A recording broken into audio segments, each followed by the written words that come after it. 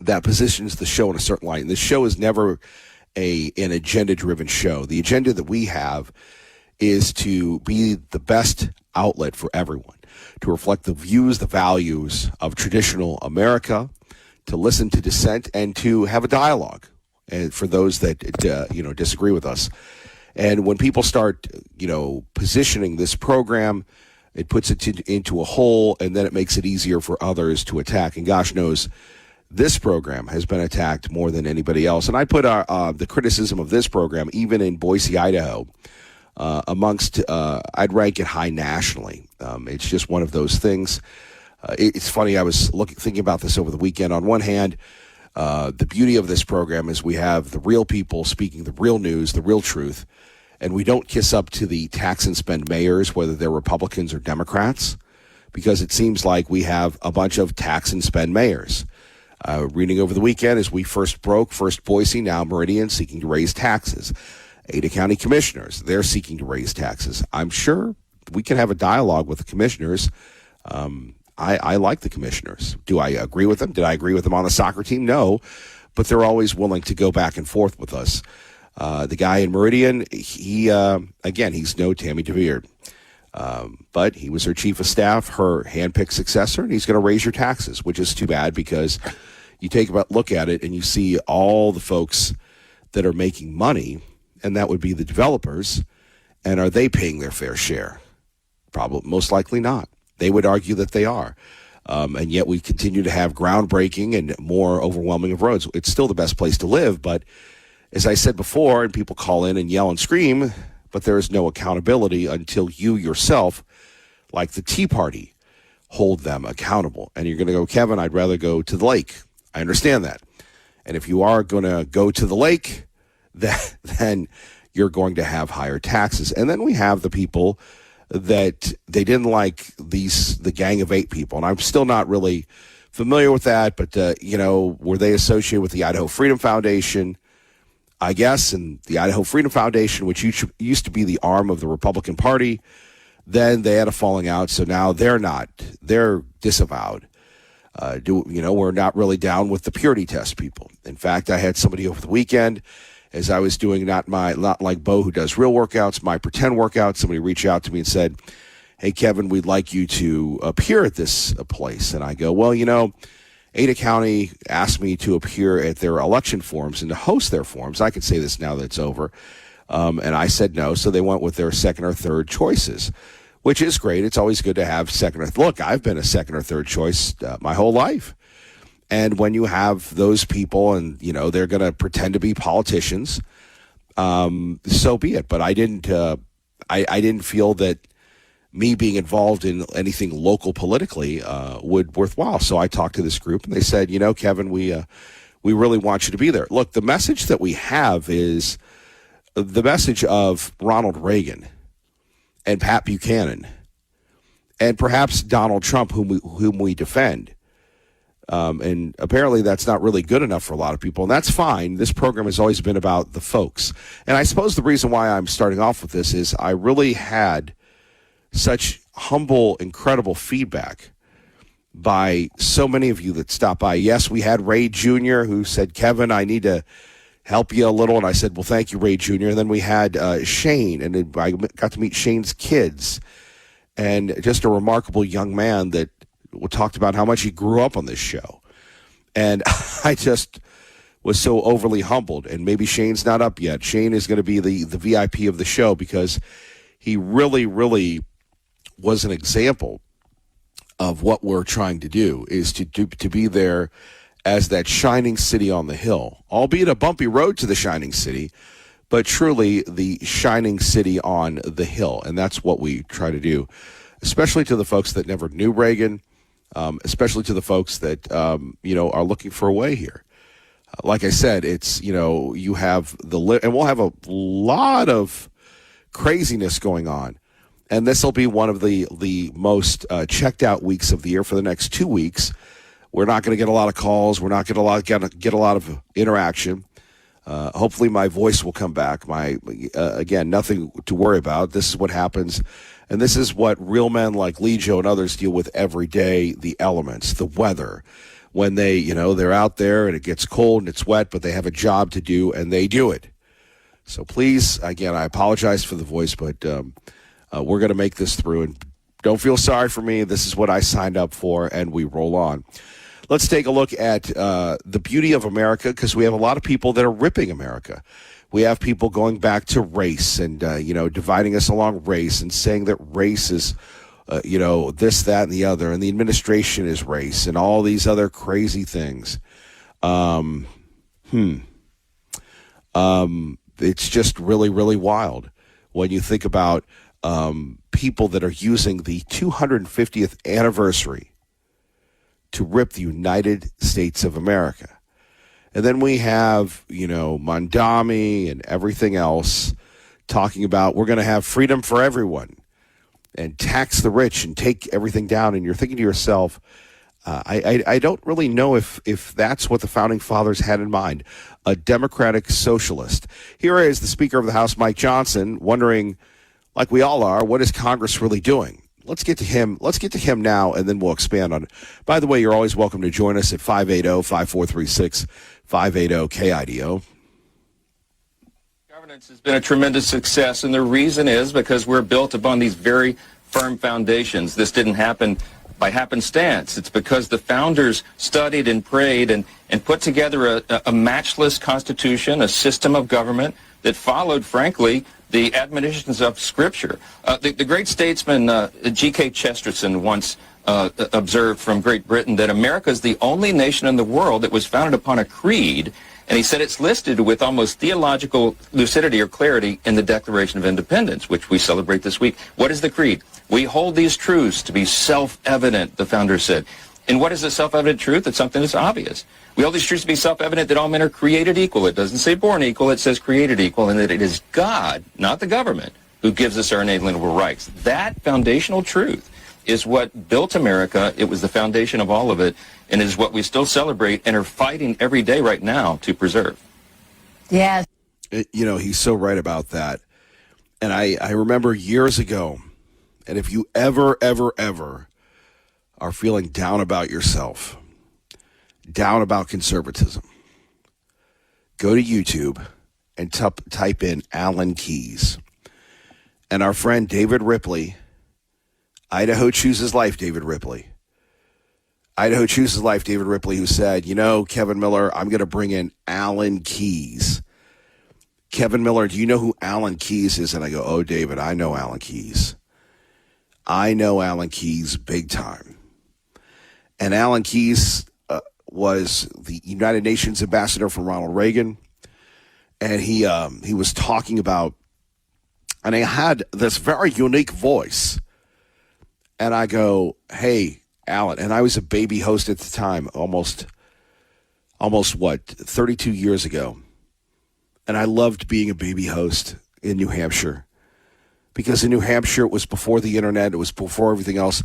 Radio was at the centerpiece. At a 1,000-watt radio station, you could rule the world. And I will always be grateful for Ed Lecious, Woody Woodland, the board at WMVU for putting a guy on, and they were all liberals, but putting on this unknown commodity who had a big mouth and a small throat, Kevin Miller, and letting me host the show for free. It, as we get older, sometimes our faith is questioned. And it was the Lord that let me live my dream. There's no other way I've survived this long. I've certainly survived here without the grace of God. But I would interview Alan Keyes, and a lot of these guys, they couldn't get a lot of media attention. And Alan would come on, B1 Bob Dornan would come on, Pat, I chased Pat Buchanan all the time, and I can remember being in an elevator with Pat, and I go, well, this is going to air during your speech. Hell, fella, why don't you carry it live? Because I can't. Okay, little boy, pat me on the head. Not really, but Alan Keyes, and I can remember, and I'd go, and I'd ask these very rudimentary, raw questions, which I still do today.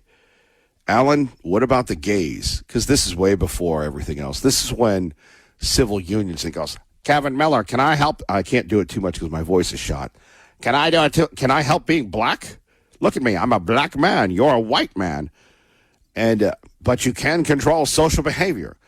And he would just go on and on and on And you ever hang out with people that are just so brilliantly, charismatically smart?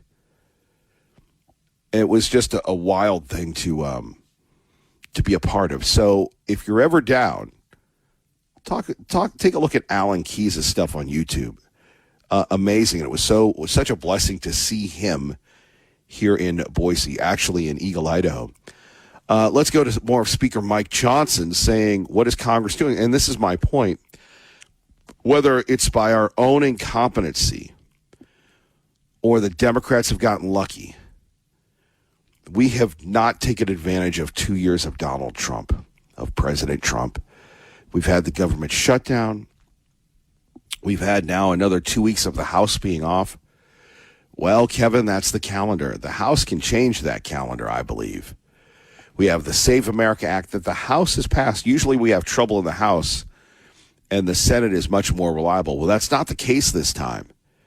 And the president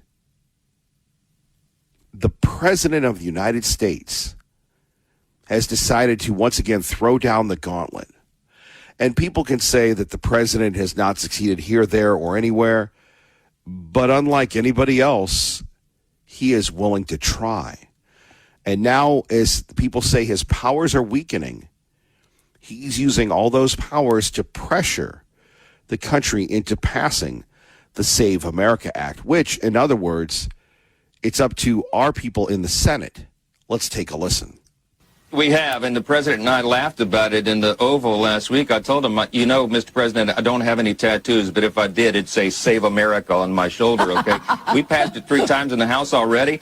We're going to pass it again, and this time we're going to try to put it on a reconciliation bill, and the reason that's so important, Maria, as you know, is it prevents the necessity of 60 votes in the Senate. The Democrats want no part of this. And remember, this is very basic stuff. We're just going to make sure you have to have proof of citizenship to register to vote, and then show an ID when you turn out at the ballot box. These are 90-10 public opinion issues, and more than 70% of Democrats want to do it, but not the Democrats in the House and Senate. And so we've got to go around them. And I told Anna Paulina Luna and a couple other colleagues, I said, it makes no sense for us to shut down our good work in the House just because Senate Democrats refuse to do the people's will. We've got a lot more to do. We've got to keep it going. We got to keep it going. Let's hope that we can. And let's hope that we continue to press this. And I love the Speaker of the House. I know this will mess up the sideways kid because he didn't have a good relationship. I thought McCarthy was perfect for the House, but he had to go. And I can remember the sideways kid would go to, I believe it was Bakersfield, where he used to live before he moved to an undisclosed location in Idaho. And he would try to get a hold of McCarthy, and McCarthy's office would never answer. But McCarthy had a great experience with Idaho. And, you know, through Congressman Fulcher, when we lost that, we lost a little of it. By the way, over the weekend in Sun Valley, a lot of conservatives showed up. One notably, Scott Jennings of CNN. I don't know if you caught that on Twitter, but Mr. Jennings was riding a horse and saying, "Hello, Idaho." You know, I really meant to talk about this, but Sun Valley, of course, Allen and Company is coming up. But there was a ton of conservatives meeting in Sun Valley for some special conference. I believe that was this weekend. I'll check that during the break. You're listening to Kevin Miller on 580 KIDO. And you've got, speaking to the governor, you've got, let's see, Sean Reagan, the research fellow of the Manhattan Institute, Raheem Salam, you might catch him on Meet the Press a lot. Really smart dude. He's in Sun Valley. Scott Jennings that we talked about, he's been there over the weekend. And Lord Andrew Roberts, they're all in Sun Valley. Coming up tomorrow, David Petraeus. Let's see, I'm trying to think. A lot of people from the Manhattan Institute. I guess they're at the Sun Valley Lodge before Allen and Company. You've got Brandon Beach, the treasurer of the United States. Didn't think he was the treasurer anymore. Anyway, day 3, Michael Knowles, Aaron With, and Heather McDonald, a lot of people from the Manhattan Institute. So they sprinkle this in again and again and again. They've had Charlie Kirk there in the past. Liberal Steve's favorite guy, Gordon Chang, Victor David Hanson. So a lot of people are going to Sun Valley, not just the big money people, but the others. By the way, if our friend Nancy is awake, Nancy, great to see you at the Albertsons and Star. She enjoys our dialogue with Tea Party Bob, and she says, give him a smack, Kevin Miller. Well, we like smacking him. One person who won't be in Sun Valley, and that is Al in Ontario. Al, what's the latest? What do you do in Ontario? Do you hang out with all the boys, or do you sing in the Navy or the YMCA? What goes on in Ontario? I think you have a predilection to gay ideation, Kevin. So let's just get on to that Heather McDonald. Okay, she's a lot different than the rest of those idiots. Hold on. I have to answer that because if I don't, that would be like I agree with you. I just like saying the boys. I didn't say anything about being gay. It's just about. It's like the Village people say. You enjoy hanging out with all the boys in the Navy. See the 7 Seas. Yeah, right. They can't joke about things anymore. I mean, I think you're getting a little defensive. Maybe I'm getting close. I think your subconscious is taking over. Okay, I think you have this subconscious predilection, okay, that you really don't understand. Okay, so you need to go back and learn a little bit more about psychology, with Carl Jung and the animus and the anima, right? But anyway, yeah. I'm gonna go see. I'm gonna go see my my therapist today. I'll bring that up to him. Yeah, so we have Marxism in this country, and it's so pervasive. And Heather McDonald, okay, she's great. She wrote a book, When Race Trumps Merit. That's exactly where we're at. The diversity delusion. That's exactly what we have.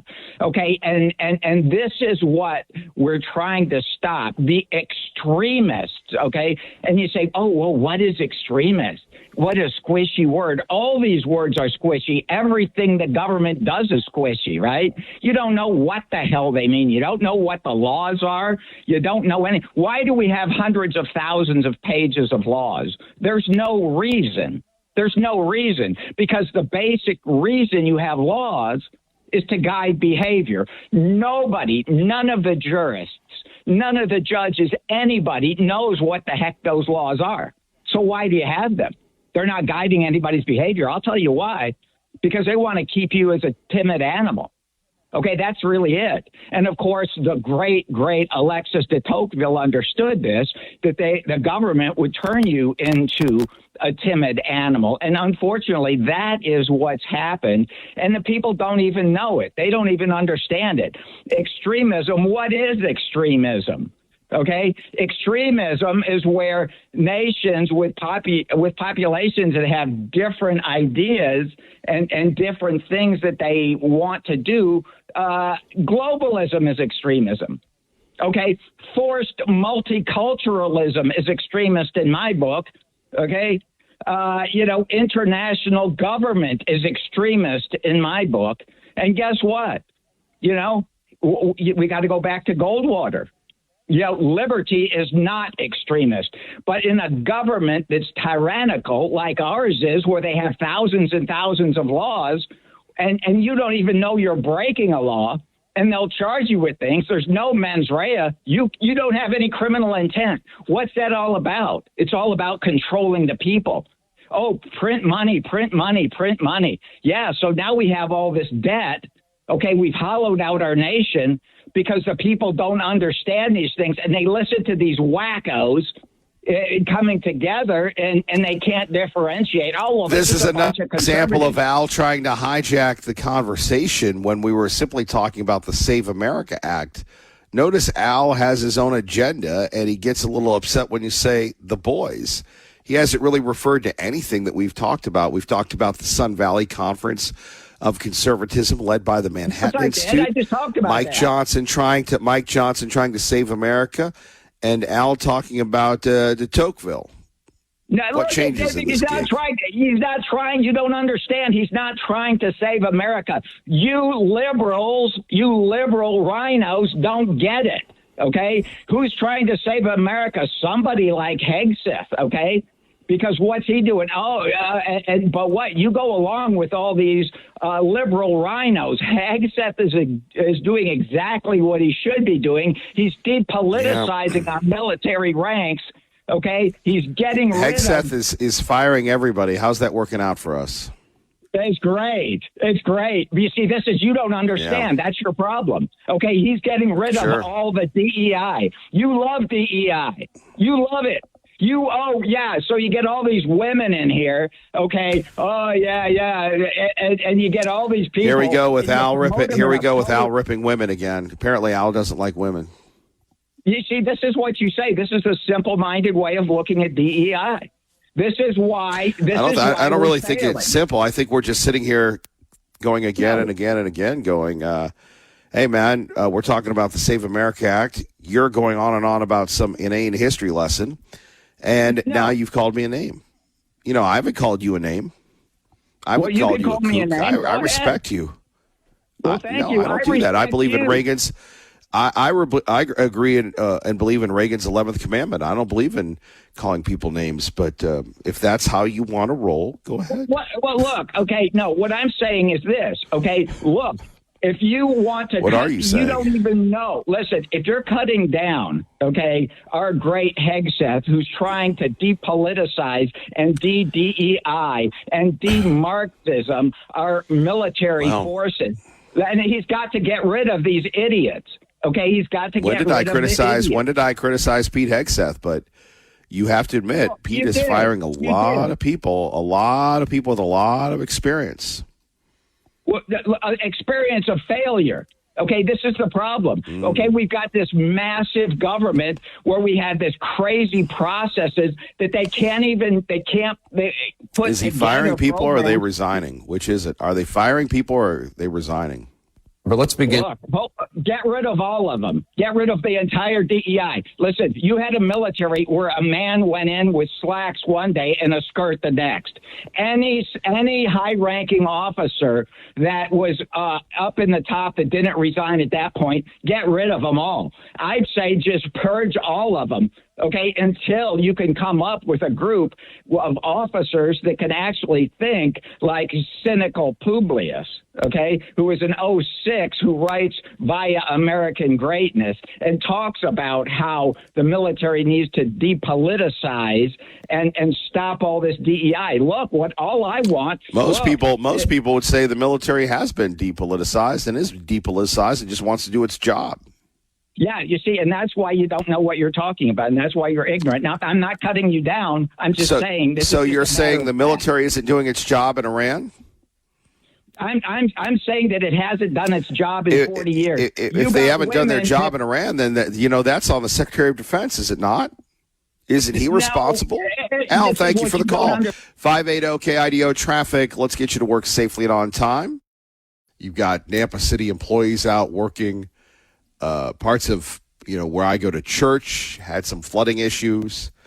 Obviously, the Walmart on Fairview, one of the roofs caved in or something like that near the Walmart on Fairview. It was really just crazy what a significant storm happened. It was like a blitzkrieg of rain and thunderstorms, and we live in, living in Idaho is really like being on some type of great football team where we are so used to winning.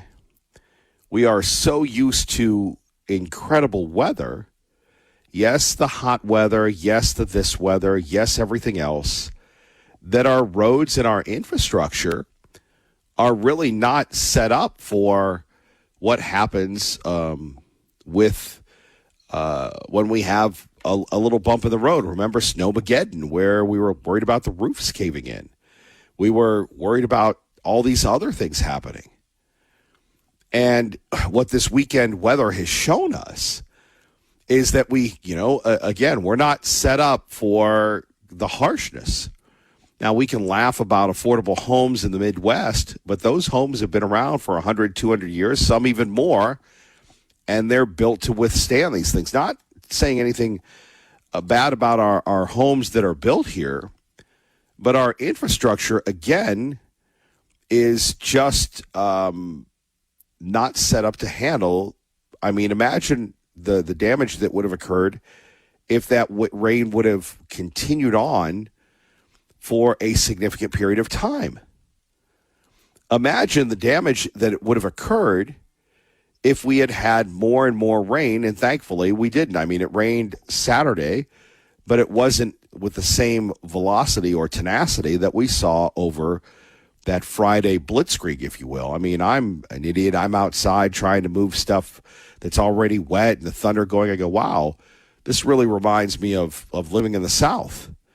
And props to everyone, specifically those people who have to work in the rain and everything else that went out there and did their job and continue to do their jobs in the wet. It was funny. We had a lot of people wondering if the Boise Music Festival was going to be canceled.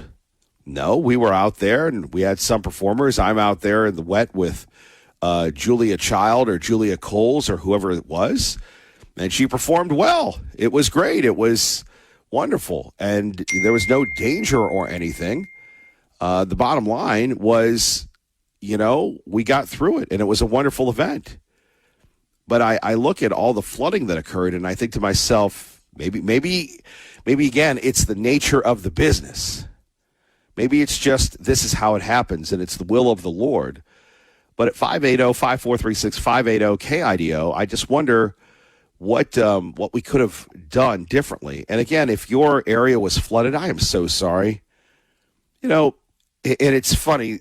I think there are some people that lollygag, and I'm not being a hater, but lollygag and skip through life, and they never have a Greg Ferrara And I guess that's why they're not Greg Ferrara. But they never have a challenge. And then there are other people, and if you remember Winnie the Pooh, Eeyore, and people always said, Kevin Miller, you're Eeyore. You always see the glass half empty. Yes, because you're never disappointed. But here you work hard. Maybe you're going to the Boise Music Festival. Maybe you won tickets. Maybe you just want a weekend reprieve, and all of a sudden life happens, and all heck breaks loose. It's crazy, isn't it? It's just crazy what happens. And I just think about it and go, man.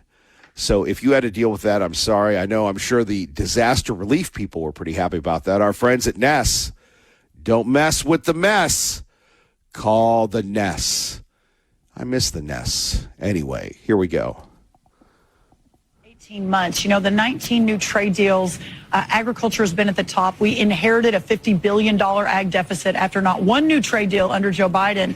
But how he is managing this and how the teams are working together across the Trump administration, the Trump cabinet, is our great farmers. We're ready to ship. The minute there is an order that is put in, the wheat goes, the soybean goes, the corn goes. It all begins to go. So we're ready and standing by. We're expecting some of record-breaking exports this year, not just with Iran, but really across the world. The numbers are amazing. Corn way up, ethanol way up, wheat way up, soybeans way up, et cetera. So we're ready. It's been a really incredible 18. And she's awesome. We need to get her to Idaho. Let's write a memo to the governor. Dear Governor Little, we know you love the ag. Dear Governor Little, we know you're a rancher. Dear Governor Little, this is a sincere message. I'm not being sarcastic. Could we please bring the Secretary of Agriculture, Brooke Rollins, to the state of Idaho? She's always talking about the farms and this, that, and the other. Wouldn't that be great to see her in Idaho? Brooke Rollins. Man, he hires a lot of good people. He really does. He really, really does. Coming up, we'll have more on the Iranians as well. We're just getting started. By the way, if you're new to the area, Kevin Miller in the morning, been here a while, conservative, been here for a while, love Idaho. You can catch us on YouTube. One of the few talk shows in America on YouTube that is on the radio. You can catch us on Google, Spoodle, Spotify. You can catch us pretty much everywhere. And we're always here to serve. Coming up, I'm going to talk to you about the dangers of Idaho, the dangers to Idaho. I wrote about this over the weekend, and it's something that is so big we need to talk about it on the radio. Don't forget Sean Hannity today at 1. Will Sean be back? Sean's had a little voice issues, and I can relate today. So hopefully Big Sean will be back.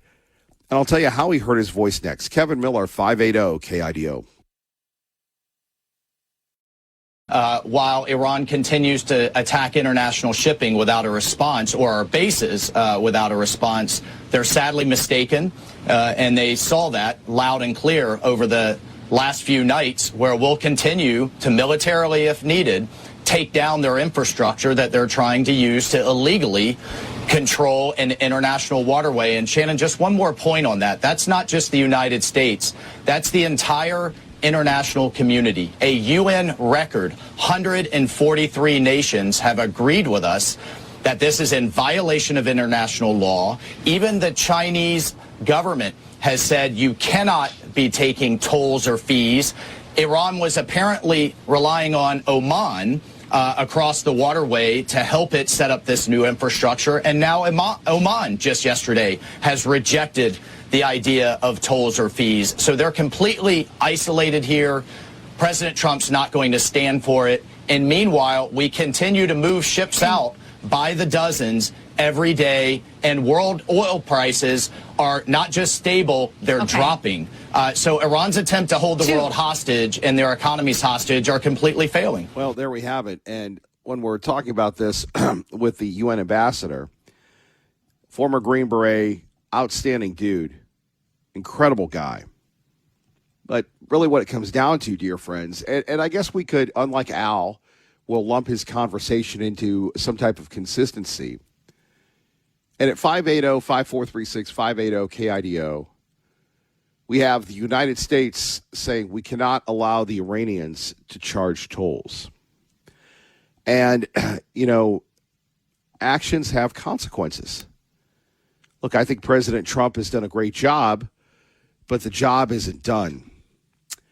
And on one hand, it comes down to who do you believe? You can be like the people at Newsmax and Fox News, and you have a one-sided point of view. Although Fox News has gotten a little weaker lately and started talking about the other side of the story, and then the president and Fox News are once again going through their breakups. And then you could have the people on PBS and others say, well, you know, it's obvious that the stockpiles are down. Thank you for aiding and helping the enemy. Of course, we're not going to confirm that our stockpiles are down. We don't know if our stockpiles are down. We don't know a lot of things. But the situation is our strategic oil reserves need to be replenished. Joe Biden drained them to try to prop up his bogus economy. He was not held accountable for it. We have the American public that is so spoiled that they don't want to pay higher gas prices to take down the world's terrorist state. We have the greatest military in the world that sees this challenge and really has not been allowed to be fully unleashed because we don't want loss of life. We don't want loss in the international community.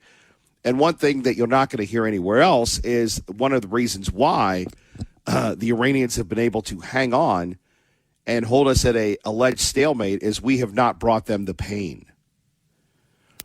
And it's fascinating to me, and maybe I watch too much lib news, but I'm watching CNN that is about ready to get cleaned, washed, padlocked, and fumigated when David Ellison takes over. And Jake Tapper is talking about the school of the little girls that were killed by the Tomahawk missiles and how no one has been held accountable and everything else, blame America. And I go, you know, nobody likes innocence to be lost. Nobody likes to kill people. But Jake, when have you taken on the Iranians and the multiple terrorism incidents that they have sponsored, the beatings, the hangings, the torturing of Americans, the targeting of Israelis? That's right. I said the Israelis. Because like Sean Hannity, like Kevin Miller, like Ronald Reagan, we stand with Israel. I know the end thing, and it's cost Ben Shapiro a lot of money, but Ben is with Israel. Tucker Carlson and others bagging on Israel. Marjorie Taylor Greene bagging on Israel. Kevin Miller's not going that way. It's the in thing to do. It's not the in thing with us. But as I'm looking at this going, of course public perception is skewed because that's what they get, those people that watch the media. And really, it's not about critical thinking anymore. It's about what media doesn't inform you, but indoctrinates you. That's really where it is, indoctrinating you. And that's the world we live in. Do we try to tell the truth? Yes. Are we going to say that we agree with the mayor and her continued social media excursions? No, especially when she's raising taxes. I would much rather see, here's a challenge to the Boise mayor, the Meridian mayor, because to me they're one and the same. Yeah, I said that. To me, they're one and the same. They should be not posting social media. They should be hitting the books, hitting the bricks, and doing what private corporations do, what households do, and find a way not to raise taxes. And to our friends, and I do hope that they are still our friends, the folks at the Ada County Commission, let's have them figure this out. You know, we have a lot of people that have retired that have a lot of money. I'm sure they could help us. I'm sure almighty Dave Petso could help them manage the money. Maybe that's what we need instead of politicians. And you know, you're right. We turn it over to bookkeepers. And where are the bookkeepers? Oh, gee, golly, we cut off Joe Biden, and now we don't have any money. What are we going to do? So what have we learned this segment of the program? We'd love Brooke Rollins to come to the state. There's a meeting of not social, but financial conservatives led by the Manhattan Institute in Idaho this week as we get ready for Sun Valley. There's a lot going on, and we do our very best to keep you informed of this. Now, how did Sean Hannity hurt his voice? If you ever hear Sean, he's always talking about the life of Sean Hannity. He gets up and he show preps, and then he works out, and then he show preps again, and then I'm sure he does another workout. I don't have this confirmed, but having known him and listened to him over the years, this is what I think. So he's got this guy called the Sensei or the Sensei. And if you watch The Office, you know what I'm talking about. And they practice the martial arts because, you know, Sean won't tell you this, but Sean's life as a conservative, all conservatives, his life has been threatened. So basically, Sean and the Sensei or the training partner, they were going back and forth, and apparently somebody grabbed him and pinched his nerve in his throat. And unfortunately, it hit a nerve very well. So Sean has been taking prednisone. Now, if you're not familiar with prednisone, it does a very good job of killing the pain. But it impacts your appetite, it impacts your mood, and sometimes you get the puffy face. Well, Sean is trying to recuperate and recover and get his voice back, so that's what he's dealing with. And again, he's very transparent, and he'll be back to doing the Hangin' with Hannity. I think it should just be Hangin' with Hannity, but the branding purposes, his podcast, and obviously what he's doing with the show, the radio show, the fuel that feeds the fire, and the television show. So there's your Sean Hannity update. But again, at 580-5436, 580-KIDO, I want to talk to you about something I wrote about that I really would love to hear what you have to say. Let's go to Liberal Steve, who joins us now on 580-KIDO. Good morning. Hopefully a good LS. Good morning, sir. Good morning, my brother by another mother. Good morning, Idaho. It's too late. It's way too late. America cannot be saved. It's over. Come on. I mean, look, Iran don't even pay attention to us. You know, they go and do what they want, and then we bite back at them. They go do what they want. What kind of country are we that we just can't go make it happen anymore? Gosh, golly. And then all your buddies, well, I guess I'm going to be up there July 8th up there in Sun Valley, July 7th. Might get in that day, but it's just a bunch of billionaires getting together to talk about, what we're going to do. Marky Zuckerberg will be there, Tim Cook, Bob Iger. They'll all be there. And there'll be a few weirdos that drift in from Disney, and I just stay in the corner, like they say, with my glasses on and my Bob Dylan shoes. But yeah, you don't get anywhere. You don't get anywhere near Sun Valley. I've been to Sun Valley so many times; it's just unreal. You haven't been there for Allen and Company. You've been there for the liberal Steve. You've been there for the liberal Steve Junk convention with Sanford and Son. In fact, I heard they wanted you to play. I heard they wanted you to play Lamont. Oh, really? I never heard that. I would have gone for that. Yeah, I would be Fred, and you'd be Lamont, and I'd call you a big dummy all the time. Yeah, big dummy. So yeah, it's what exactly is this Save America Act again? Is that where everybody has to prove that they're a human being and an American citizen, or what is that? Can I see your identification, please? Well, under certain laws, I don't have to show you any ID. Am I being detained, sir? You Am are. I being arrested? You won't be allowed to vote then, sir. Beat it. Hit the bricks. For all I know, you're an illegal. So, yeah. But what does Trump have to do to get that passed anyway? Well, he's laying the hammer down. Well, yeah, but doesn't he have Nothing to is going to get done until that Save America Act is signed, bub.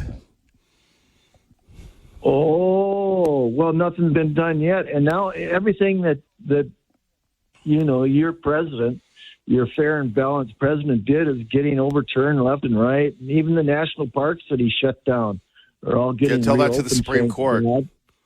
Tell that to the Supreme Court. How are we doing there, bub?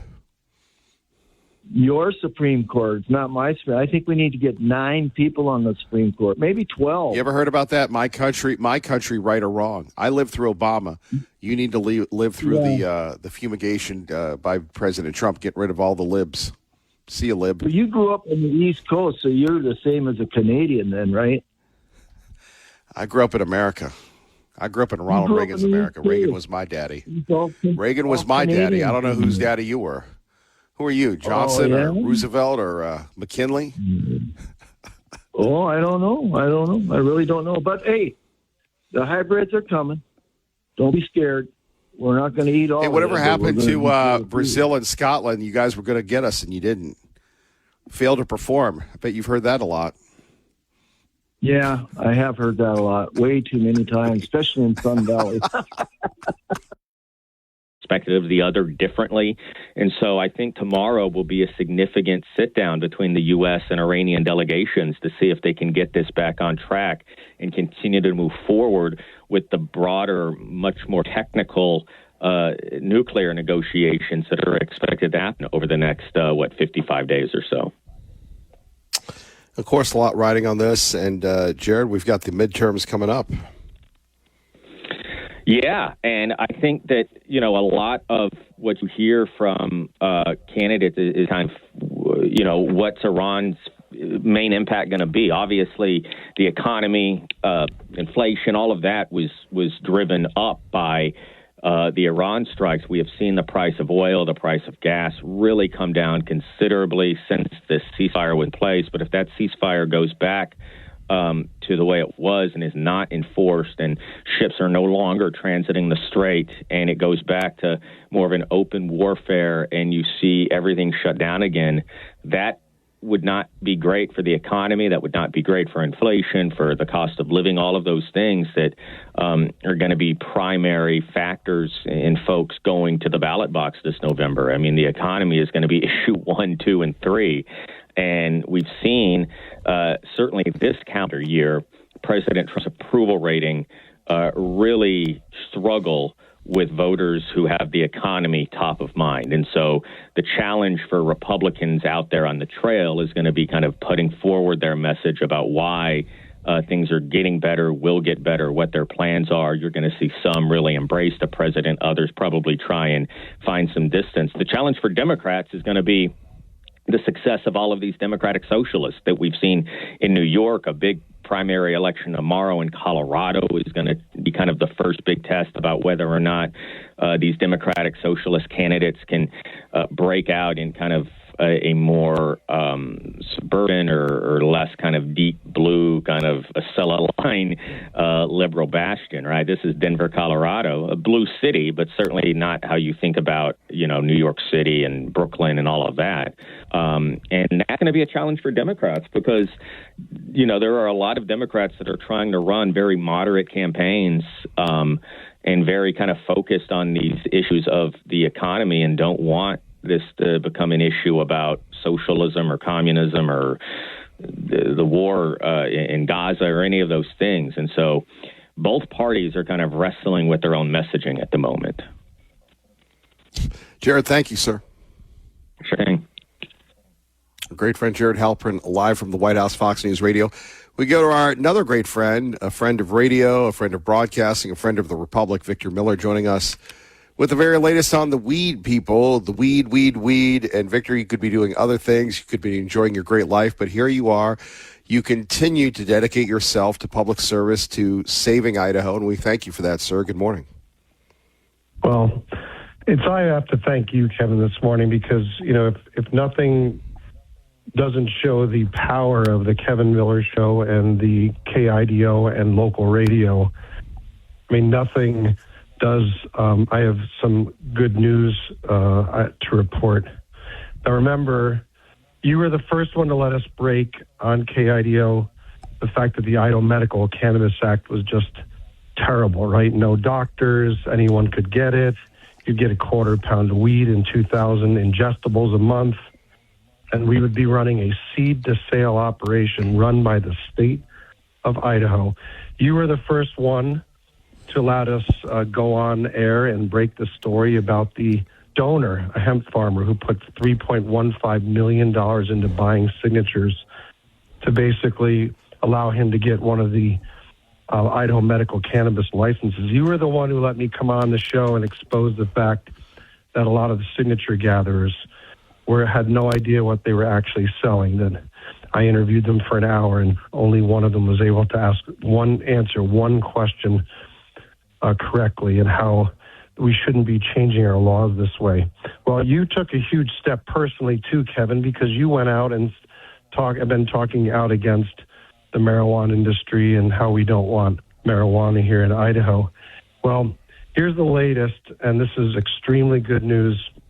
The clerks have until tomorrow to certify their legislative districts and their county results. But as of right now, Kevin, they are 13,000 signatures short of the 70,725 signatures they need to get this on the ballot. And additionally, remember, you also have to have 6% of registered voters in 18 different legislative districts. They are also, as of right now, 6 legislative districts short of that mark. So there is a chance that the Idaho Medical Cannabis Act, brought to you by the Natural Medicine Alliance of Idaho, will fail on both the signature level and the legislative district level. And a lot of that, Kevin, is your show and the education you did, because the big star of the show is Ada County. Ada County did legislative district 14, 20, 21, 22, 23 all fell short of the 6% mark. And we have 15,000 less signatures for the pot initiative than we did the abortion initiative here in Ada County. And believe it or not, 45,000 people who signed the Idaho Medical Cannabis Act petition were unregistered voters. So if you don't understand the power of local radio, if you don't understand the power of a local show and the power of a local person like Kevin to really advance an issue that's critical to Idaho's future, well, this was proof in the pudding, brother, and I can't thank you enough for your help. We'll find out by tomorrow. Everyone's supposed to certify. The Secretary of State will certify after that, but I'm feeling very, very optimistic that the Idaho Medical Cannabis Act will not be a part of the November 2026 ballot. Well, Victor Miller, we can only emphasize the work that you did on your own. And I'm sure sometimes it seemed very tireless, very lonely. You're out there interviewing the weed people, and again, some stations covered it, some stations didn't. But we sure got a lot of pro-pop propaganda that you and your folks had to fight. So your thoughts on if this and when this fails, will we see another attempt, or will the legislature try to curb this once and for all? Well, a couple things. First of all, there is on the ballot is this November will be a decision you have to make about marijuana, and that was from House Joint Resolution 4. And what that said, Kevin, is basically they want to treat marijuana, narcotics, and psychoactive substances in a similar fashion to the way we deal with alcohol, where the legislature would have a say. Now, some people may say, oh, well, this is going to take away the rights of Idahoans. No, you have a right to vote on whether you want that to happen or not. But the bottom line is, if we're going to treat alcohol a certain way, and these things are potentially much more dangerous or as dangerous, do we want to allow the legislature to have a say? And that would mean basically that we would prevent the big pot money from coming in here and trying to buy access to Idaho. Secondly, an interesting development, a woman named Jackie Winters and a guy named Joe Evans, who were senior executives kind of at what was called Kind Idaho, which was an effort to legitimize the marijuana. They were kind of the grassroots of this initiative. They have announced, I think 2 weeks ago, that they are no longer going to be involved in this issue. So in a lot of ways, the grassroots effort that kind of drove the signature process has decided to walk away. So I would think that after spending $3.15 million, and if they come up short on both signatures and the legislative districts, and the fact that the news keeps coming out every day that marijuana is not the best thing for everyone, I would hope that this will be the final chapter. But as you know, in politics, things swing from side to side. But I would hope that the marijuana industry has finally had enough of trying to break Idaho, and Idaho will remain one of 4 states that have an absolute prohibition on marijuana. Victor Miller, tell us a little bit about your show that you continue to do. And I know you had Lucy Willits on lately and a lot of other newsmakers. Yeah, we have a little show, Kevin. It's called Here We Have Idaho, and it's on a Christian station, Christian news talk, and where there's a lot of preaching on it. And we enjoy it. We do it Wednesdays and Fridays at 4 p.m. And yes, we love to feature all things great about Idaho, the newsmakers in Idaho, and anything that affects Idaho. And we're just very grateful to be able to continue to work in radio, because it's a great medium, Kevin, as you know. Well, and a lot of people don't know your past in radio. Well, I was on Wall Street for 21 years. In the last 12 years, I was what they call an equity analyst. And an equity analyst is basically a person who tells you whether they like a industry or whether they like a particular stock in that industry. And I covered the local TV and radio broadcasting business. So a lot of the companies that are in town here, Sinclair and others, Scripps, I covered them as a stock analyst. So I did companies like Clear Channel, who you probably know, was the big dog, CBS Yes. Radio. So yeah, it was a lot fun. of my former companies. Yeah, a lot of my former companies. I always like to know about the people that make things happen at 580 KIDO. I still remember meeting you when you came in to investigate moving to Idaho. I was one of the people that you met. Well, also, you'll probably remember that at that point there was a gentleman named Bill Figgenshoe who was involved, I believe, in the company that he was a CBS executive who broke out to work at a smaller radio company, and he was one of the executives. And I got to come see you as part of due diligence too on just what was going on in the Boise market. And yeah, Bill sent me your way so that I could figure out what was going on and meet some of the local luminaries. And here we are 17 years later, and you're still there. 17 years later. I'm still here. Yeah. No, it was funny because, the hierarchy of the management style at the old place, and some of those people are still here, but They go, there's this guy coming in from Wall Street. We're going to send him to you. I go, why are you sending him to me? And you and I came into the studio, same location. And it just amazed me that they trusted me with you. And I was going to give you an impression of what was going on. It was just fascinating how that worked. We did have the same last name. Maybe that helps. Yeah. Like, who should we give the Miller guy to? Oh, we got a Miller, too. Well, yeah, give him to him. But our friendship started from then and continues. Yes. And I'm blessed by it, Kevin. I am. And Idaho's blessed by having you on the air every day. Well, thank you, Victor. I have to hit you with one. This is a perfect example of why local radio matters and your opinion matters and allowing you to break news that a lot of people don't want to touch. So which is why Victor. And by the way, there's a team of people. By the way, it wasn't me. I'm not that alone. There was a team of probably 10 of us that worked on this together, and I have to give all of them a shout out too. We girded each other up in the tough times and kind of helped each other out. So I'm really appreciative. Victor, a final thought, though. One thing that, and you are intimately involved in the pro-life community. What about the challenge to the pro-life law? That is going to be a big one that all of us will face. Well, I think now that hopefully the clerks will affirm my thoughts on this on the initiative, the pot initiative. But then I'll turn my energies to help David Ripley and other good folks like that try to let people know that the abortion initiative as written right now is way too open ended and would really dramatically change the culture here in Idaho, and it's not what Idahoans think. So we need to educate people and tell them what's really going to happen if this passes, and that'll be hopefully the next fight.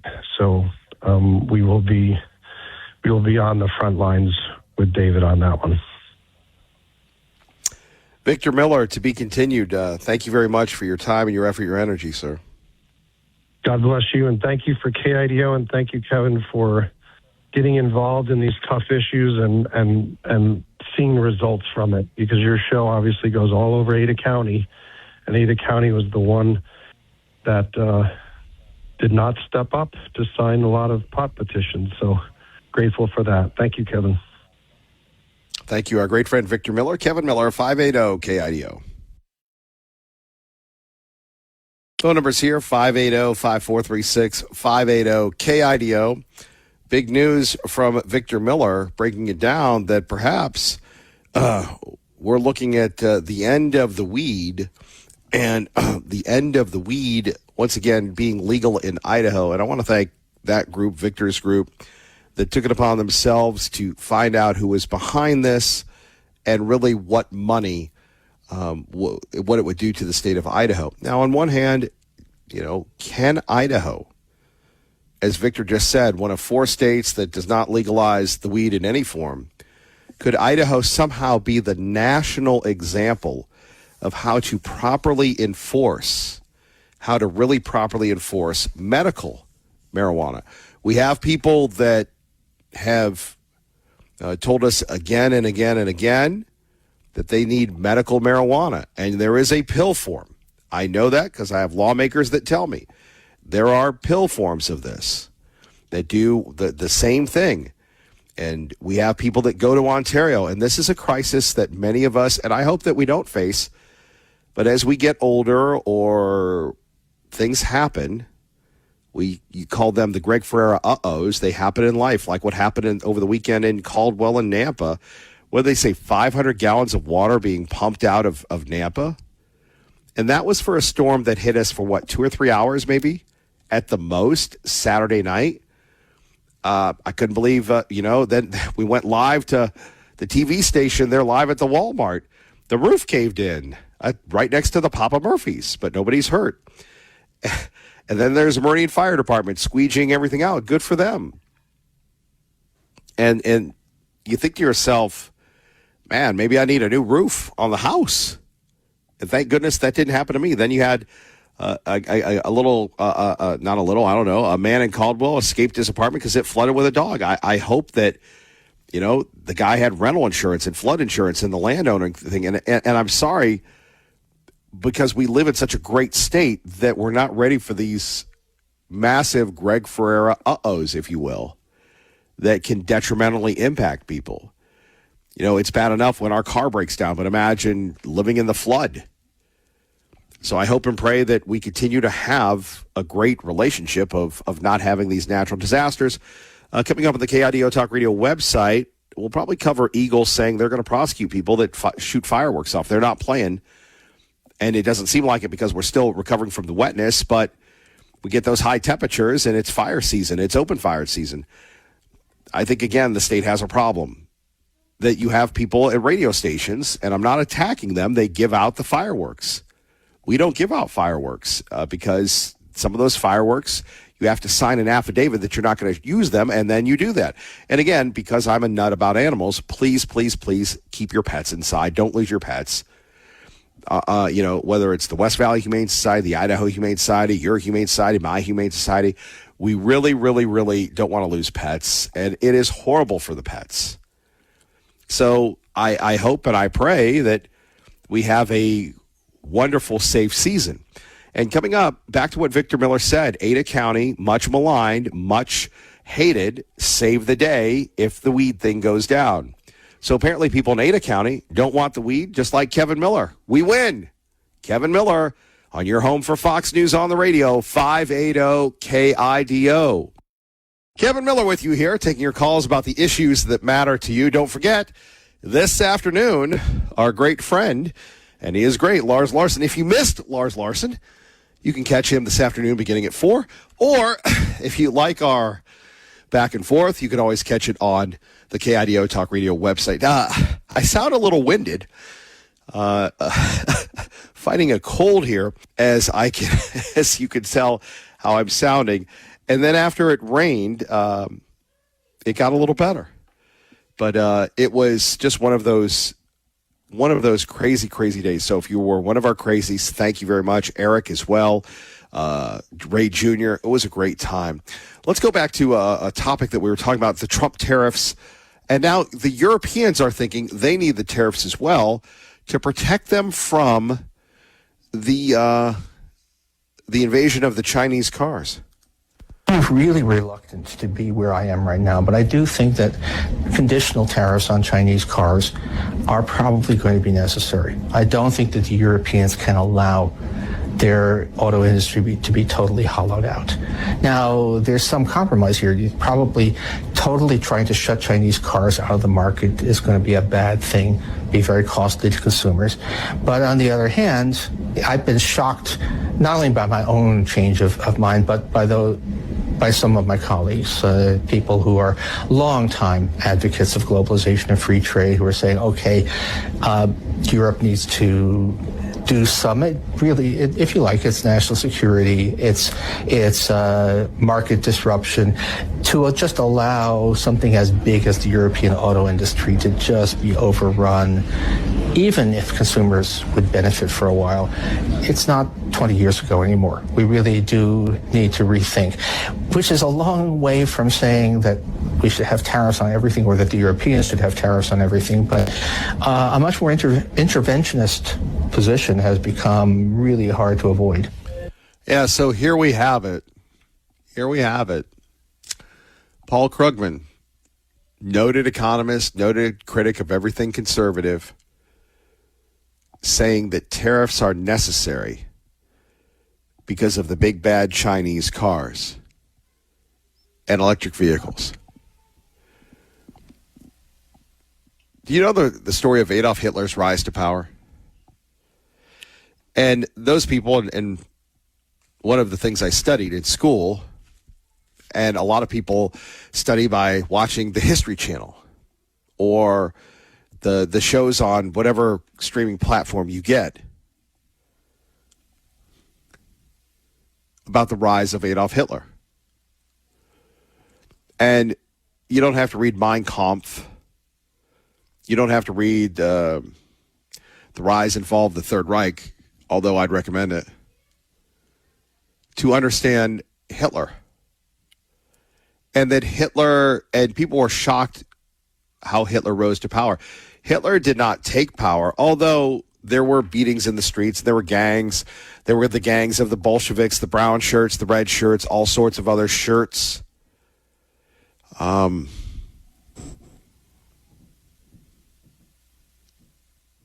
they elected him to power. And as I have urged and argued and pleaded, we are at a point now where many Americans, and you heard Lars Larson talking about this, they don't love America. And because they're not indoctrinated even by the loons, they're indoctrinated by the Chinese through TikTok. They're indoctrinated by other social media algorithms designed to turn them against the nation that has given them this unprecedented freedom that mankind has never received before, perhaps never will again.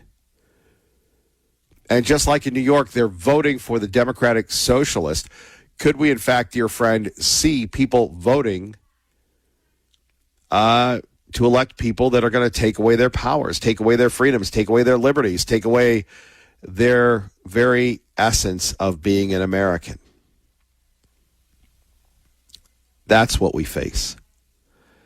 And our business, another great book that I highly recommend, and no, I'm not Al from Ontario giving you these highfalutin books. And by the way, Al gave me this book, Bonhoeffer, Pastor, Martyr, Prophet, Spy. Or maybe this was Ray who gave this to me. Not Patriot Ray, not Ray Jr., but another mysterious Ray that never wants to go on but always shows up at our facilities. A long book of over, let's see, 300 pages, but it's not like real, it's like big, 500, 600 pages of this Bonhoeffer guy. I don't know who Bonhoeffer is, but apparently Pastor, Martyr, Prophet, Spy. Written by this guy who used to be on talk radio, Eric Mata. Apparently, I think he was on in Twin Falls. Let's see. But the point being that our business has always been about America. And sadly, we have people that have checked out of the America business. You know, I look at my grandfather. I've got a caricature, a portrait of him, Frank Miller. And the America he grew up in is very different from the America that I've grown up in as a grandfather now. And in America, his America, you didn't buy anything foreign. And that's right, I say foreign. You don't buy the foreign stuff. You buy America. And then the American corporations decided through we'll stick to cars, started talking about cutting costs, just sticking it to the consumer. Again, the book that I didn't get around to, the title of The End of Detroit, one of the best books you can ever read about the rise and fall, and perhaps rise again of the American Automobile Association, automobile makers. When Lee Iacocca begged President Reagan to save the American car manufacturers because the Japanese built a better product, he slapped tariffs on the Japanese, and then the American car people still raised the prices, not undercutting the Japanese. Stupid. When the Ford Taurus was the best-selling model in America, what did they do? They, I can't even use the phrase, but they just prostituted it out to everything and didn't continue to innovate it. They made it too available, and then it wasn't special. Or the Mercury Sable. Remember Mercury? Ford Mercury? Lincoln, Ford Mercury Lincoln, something like that, Lincoln Ford Mercury. Now Mercury doesn't exist anymore. So we do it to ourselves, but now we have the threat, the Death Star of cars, BYD in China. The Wall Street Journal was first to alert us of this years and years and years ago. And now they're trying to get in through Canada. They're trying to get in through Mexico. And what was our man, Jeff Manasso, the car guy, going, hey, man, these cars are sick, insane. They challenge or maybe are superior to Tesla. But if they come in, it's the end of our manufacturing base. I'll explain next. Kevin Miller, 580 KIDO. The app is exploding with Clay and Buck people. Hey, don't forget about me. We're all insecure. We're all either overly confident or overly insecure. We go to Lejo, who joins us now at 580 KIDO. Hello, Lejo. Hey, good morning. Your conversation with Lars on Fauci and what have you. Do you remember in the late 80s we started getting this fancy new medical procedure called bypass surgery for heart attacks? And it seemed like we'd kind of solved heart attacks for years and years, and then along comes 2020 and people start getting this quote unquote vaccine. AFib. And yeah, the vaccine gets AFib and causes clotting in veins. And now, even recently, a gal I know, and I don't know if the mayor of Caldwell got the shot or not, but nobody drops dead at 49 years old from a heart attack in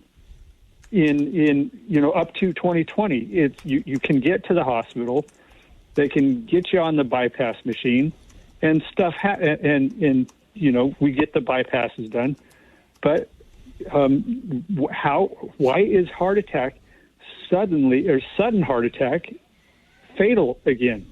It's because the clot shot has done irreparable damage to hearts, and the research is out. The autopsies are out. It's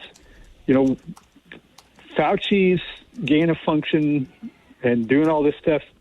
The great bureaucracy of the United States just offshoring everything it wants to do and bypassing presidents and the will of the people. We live in the post-constitutional society of bureaucrats, and the PCSOBs are, taking over everything. And a Supreme Court decision, let's just let the ballots roll until the Democrats win. Sounds like a great idea to me. Why not? Well, I was going to talk to this with Lars, but we've made the truth political. And maybe it always has been. Like Watergate was the worst thing ever. Clinton Gate wasn't. So you take a look at that and you think, well, for the good of the country, shouldn't we find out? Like, for the good of the country, should we not find out whether or not people were, as they call it, vaccine injured? For the good of the country, because maybe they were. Then we should know. Then people should have credibility. Maybe they weren't, and then we would know. Like when the Challenger and the Columbia went down, we wanted the truth. But when you get a pardon, when you get, no transparency, and we're burning everything before the new administration comes in, it makes you wonder. And then you think, well, how much money was made? And do these people have enough stroke that we'll never, ever know? And the anecdotal evidence is that 100% what you see in the media is irrelevant to the truth. We have this, the doctors came out, the pharmacy companies came out, it's all safe, effective. Meanwhile, like back during COVID, I gave 24 regular gas masks with cartridges to St. Al's. They didn't right, use but them. see, here's the other problem with this. When we're talking about getting to the truth, I do believe in this country that people have been killed because they got too close. I'm working with someone. And, it's funny. I have people coming up to me all the time pitching me stuff. And I go, hey, this is great, but we live in Idaho. It's unregulated for a reason. And we have people that are dependent on me keeping this thing afloat. That's not a cover-up. It's just not my job. However, you have and I said to somebody, I go, you need to watch Kill the Messenger about Gary Webb of the San Jose Mercury News and what happened when he exposed everything.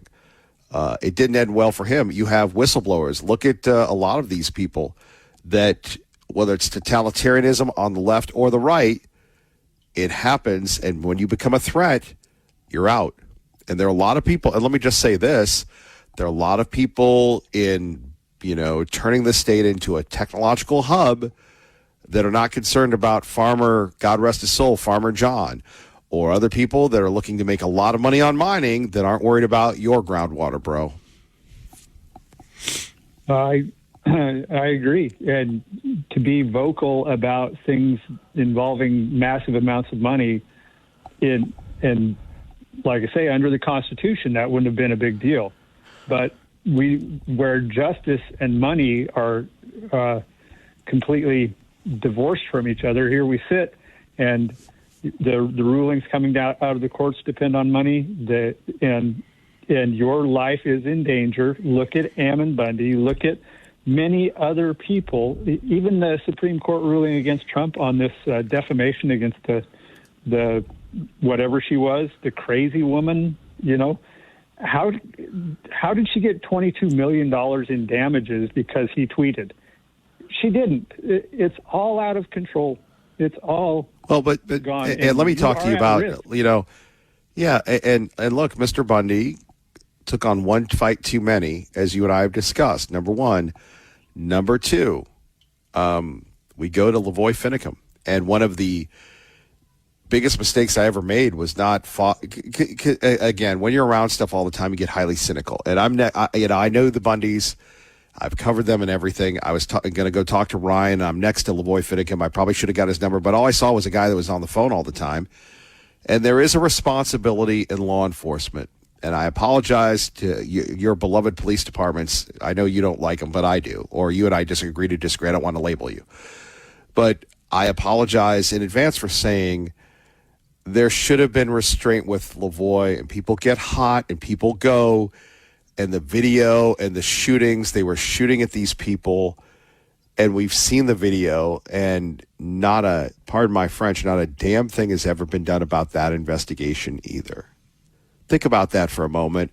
We have the video of Ryan, the girl, Lavoy, and the bullets are firing upon him. Lavoy gets out of his car in some remote, desolate place in Oregon. And he, again, should he have not been reaching for anything, or they said he was reaching for anything? I remember seeing him with his hands up, and they killed him. And those people got an award for it. Yeah, and they quashed the malfeasance investigation. And this is what is always happening. The narrative that the police departments or the justice departments give is the only narrative that's allowed to exist, and it has its own political here's one purpose. Where's the ACLU on these cases? Well, that they killed the conservatives, so what's the ACLU going to do? They're going to right. No, but I mean, but aren't they supposed to support everybody? Oh, I guess not. Well, that originally, way back, there was some thought of that. Yeah. But it's like everything else. Money turned it all into a garbage show, and money buys the courts, and money buys the media, and money has ended the Constitution, and here we sit talking about it at personal threat of our own well-being in the end. You are correct. Lee Joe, thank you for the call. We go to TPB, who joins us now. Good morning, sir. You're on the air. Go ahead, please. I doubt seriously you're going to get me down there either in the rain or the very hot weather. It's not my game, my friend. But I do appreciate the invitation. And I assure you, many of my friends did go down and had a great time at the event, even with the rain. That's what they call you. Well, you need to clear that out before. This is a big-time operation, This is an award-winning operation, and we don't like the coughing, so how dare you? Yeah. Well, are you broadcasting from home today? What's that have to do with anything? Oh, big-time operation. Yeah, I mean, so does Lars Larson. Your point? It's because you have electricity at your house. You don't need a generator, right? No, I have a generator. I do. I bit the bullet and got a generator. You took my advice, I see. Good boy. I want to talk today a little bit about what's going on in America. And I think too many Americans are concerned we're moving toward socialism, but I don't believe that's the case. And I did some extensive studies using AI to prove my point. And after AI. Why don't you use your point? Why don't you do it yourself? By the way, you should try it sometime. It's quite enlightening. Yeah. It's leftist as well, too, by the way. Nothing new for Kevin. Let's do it the old-fashioned way, right? Come on, Kevin, say yes. I don't know why you're getting angry. Nancy Albertson says, what's with that Tea Party Bob guy? Why is he always beating you up? And I go, I don't know why. I'm just doing that old back and forth you like so much. Apparently, man, Nancy's very concerned. She goes, I used to like him, but he's beating you up. I go, I know, he picks on me. I know. Can I continue, or are you going to continue? Well, you're the one provoking me. I'm just trying to be good. You're the one going, You like the interaction. I know you. After Montgomery won a New York City mayoral race, everyone was in shock. But, this was more of a generational lean towards redistribution, as a quarter of the city's voters and 40% of those under 30 identified as Democratic Socialists. So showing a real generational lean in that city. But when you look at the right side of the ledger, Trump won the presidency twice. And even the second time with a popular vote, as young men moved his way while women moved to the left, showing a gender gap. And it was the Latinos and the immigrant voters who shifted to Trump in 24. That is not a country moving in one direction. It's a country pulling apart along new lines. And there is no clean national trend toward socialism. While the leftward movement like New York City is real, it's concentrated by the young urbanites who are renting, while during the same period the right had major victories pulling young men and immigrants toward their end of the spectrum.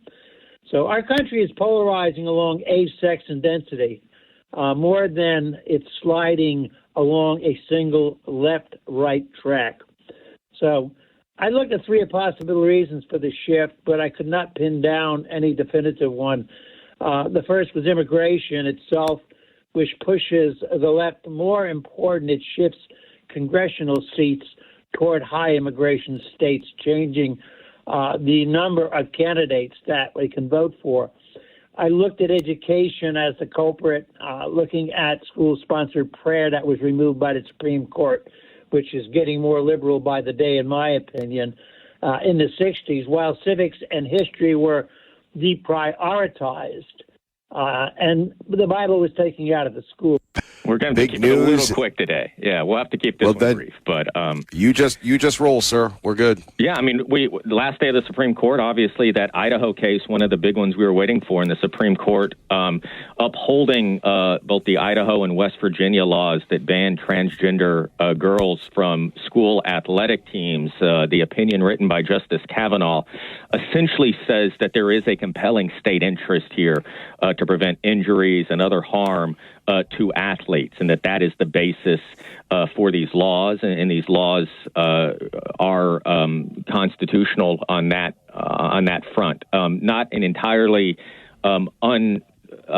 unexpected opinion for those of us who heard arguments, but certainly one that will continue to kind of drive this conversation, because Idaho, West Virginia, not the only states kind of wrestling with these issues. This is an opinion, again, that deals specifically with these state laws, and in many ways will leave these questions of transgender participation in athletics up to each state for the time being. Jared, we will get you out on that. Thank you, sir. Appreciate it. Thank you, our great friend Jared Halpern. So here we have it. 6-3, true believers. The Supreme Court upholding bans on transgendered athletes participating in women and girls sports in Idaho and West Virginia, saying that the laws do not violate the 14th Amendment. Big news today. Big news for the state of Idaho. We will get your reaction. Phone numbers here, 580-5436, 580-KIDO. And, of course, right after that big enchilada, what's next? Of course, birthright citizenship. It is a good day to be in talk radio. Of course, keep it here. We've got the Clay, we've got the Buck, we've got Sean. We've got a lot of people as we will have complete analysis of this amazing day for the state of Idaho. Remember, it wasn't any other state. We can be highly critical of our state, but it was our state that led the way. It was Idaho that made this happen. It was Idaho that had the first law of its kind. Now, apparently, I believe this kicks this back to the sport or to the states, which I guess the states will be allowed to enforce this, but you're not going to have, biological males playing women's sports in Idaho. And as we've said before, this is amazing. We'll have complete live analysis as we take a look at this, as I'm trying to get up the feeds right now, which is just simply amazing. Who says there's not? Who says this is the news watch never stops, if you will, and certainly we're doing our very best to pull this stuff up. We'll see if I can get the stream going on this, but amazing when you're thinking about a 6-3 verdict. And now, if you're a progressive, if you're liberal, you're going to be screaming about this. But as Jared Halpern, live from the White House with reaction, just told us, we kind of expected this. And think about if those three conservative justices that President Trump didn't get a chance to put on, what would have happened? Tell you what would have happened. You would have had 6-3 the other way, with biological males being allowed to compete against women. And how about that? For the first time ever that I can think of, Idaho is leading the way. Idaho is making it happen. Let's see. Do we have a feed here? Let's see what we have. We have people outside the Supreme Court. Let's see what this thing is saying as well, if we can get some analysis as we try to pull it. Nope, we've just got a guy with a security guard. He looks like he's doing security. So that having been said, the decision 6-3. And as I said before, it is fascinating what a difference this administration has done. This administration has installed these justices that have made this happen, and have basically said, look, we're going to make it fair. On the other hand, you have people talking about the 14th Amendment and saying that now all of a sudden biological males do not have rights under the 14th Amendment. No, that's not what it means. It means that you're going to have separate categories for men and women. So now states may ban trans athletes in girls' sports. A big one. Let's go to Brian in Nampa, who's going to tell us how you can shoot yourself in the head twice. Good morning, Brian. Well, let me first say, Kevin, I'm not surprised that men have the right to protect their daughters and wives from other men. Since when is that a new idea? I've gotten in trouble a lot of times, Kevin, for saying I'd gladly go to jail for my wife or my daughters. When did that change, Kevin? Like, I thought that's what men were supposed to do. Isn't that the whole point of war? To defend your family from the enemy? And it doesn't matter if that enemy's internal or external. The 14th Amendment applies to women. They have the right to be safe and secure. That's the whole point behind our Constitution, if you ask me. Like, how do you have children? How do you have families if you can't keep your wives and children safe? You know what I'm saying? Well, I know what you're saying, but this is amazing that we have an Idaho law being upheld by the Supreme Court. Yeah, it's about time. Idaho is conservative. Idaho is what America used to be. I'm glad you guys are finally figuring that out. Like, if you want to see the old America, come talk to people that grew up in Idaho. We were raised the way the old America was. So this doesn't surprise me at all. I'm also happy that the Supreme Court decided that the president of the executive can fire whoever he wants. What a concept. You know, the president of the United States should be able to fire anybody under the executive branch that he wants to. And it took 90 years for our country to pull our head out and finally figure that one out. Isn't that the whole point? Like, I feel like George Washington's turning over in his grave going, it took you 90 years to figure this out, and it took Idaho to bring this one up? Like, what's wrong? What happened to our country that it took this long to get all ironed out? And, Kevin, just to answer your question, I've seen this in multiple different areas because I grew up on a ranch. I've killed a lot of animals. I've seen a rattlesnake get his head chopped off, and that head still bites somebody. I've seen chickens get their head chopped off, and they run around a stump and then up your leg. The reality is the nervous system and the body still functions for at least 39 more seconds. And I've seen people at a gun range shoot great big revolvers that hadn't been taught on how to fire them. I've seen them fire a revolver, and then because they tried to control it with their wrists, not their elbows and their shoulders, so it went up over their head, the gun turned in their hand, and then their finger pulled the trigger again and took their head off.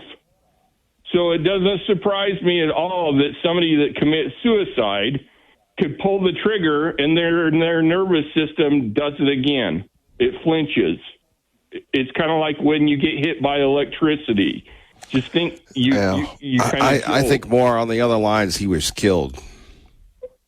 Yeah, that could be true, but it wouldn't surprise me if somebody, because your nervous system does really weird things for that 39 seconds of your body shutting down. I don't know either way, but like I said, I've seen a lot of animals die, and it's weird how they go out. So, but yeah, I love a lot of what has happened recently with the Supreme Court, and I love that Idaho's leading in this. It should not be any doubt to any Idahoan that was born and raised here that you have a right to defend, especially your daughters and your wife, from other men. Duh. All right, Brian, thank you for that. We love it when you ended on duh. We haven't had duh in a while. Let's go to Pro-Life, who joins us now, reacting to the Supreme Court ruling on transgendered athletes and certainly coming up birthright citizenship. Hot and heavy this morning with Kevin Miller at 580 KIDO. Yeah, you know, Kavanaugh is out of it, and the people that were with that writing are out of it, you know, that opinion, because he said that it could harm girls to have boys in there because their bodies could be harmed. No, the whole question is it's just male against female, and it wouldn't matter if a real strong girl harmed some other strong girl. That's got nothing to do with it. It's just that there's only two sexes, male and female, and the Supreme Court did not say that. They're out of it. They're stupid guys.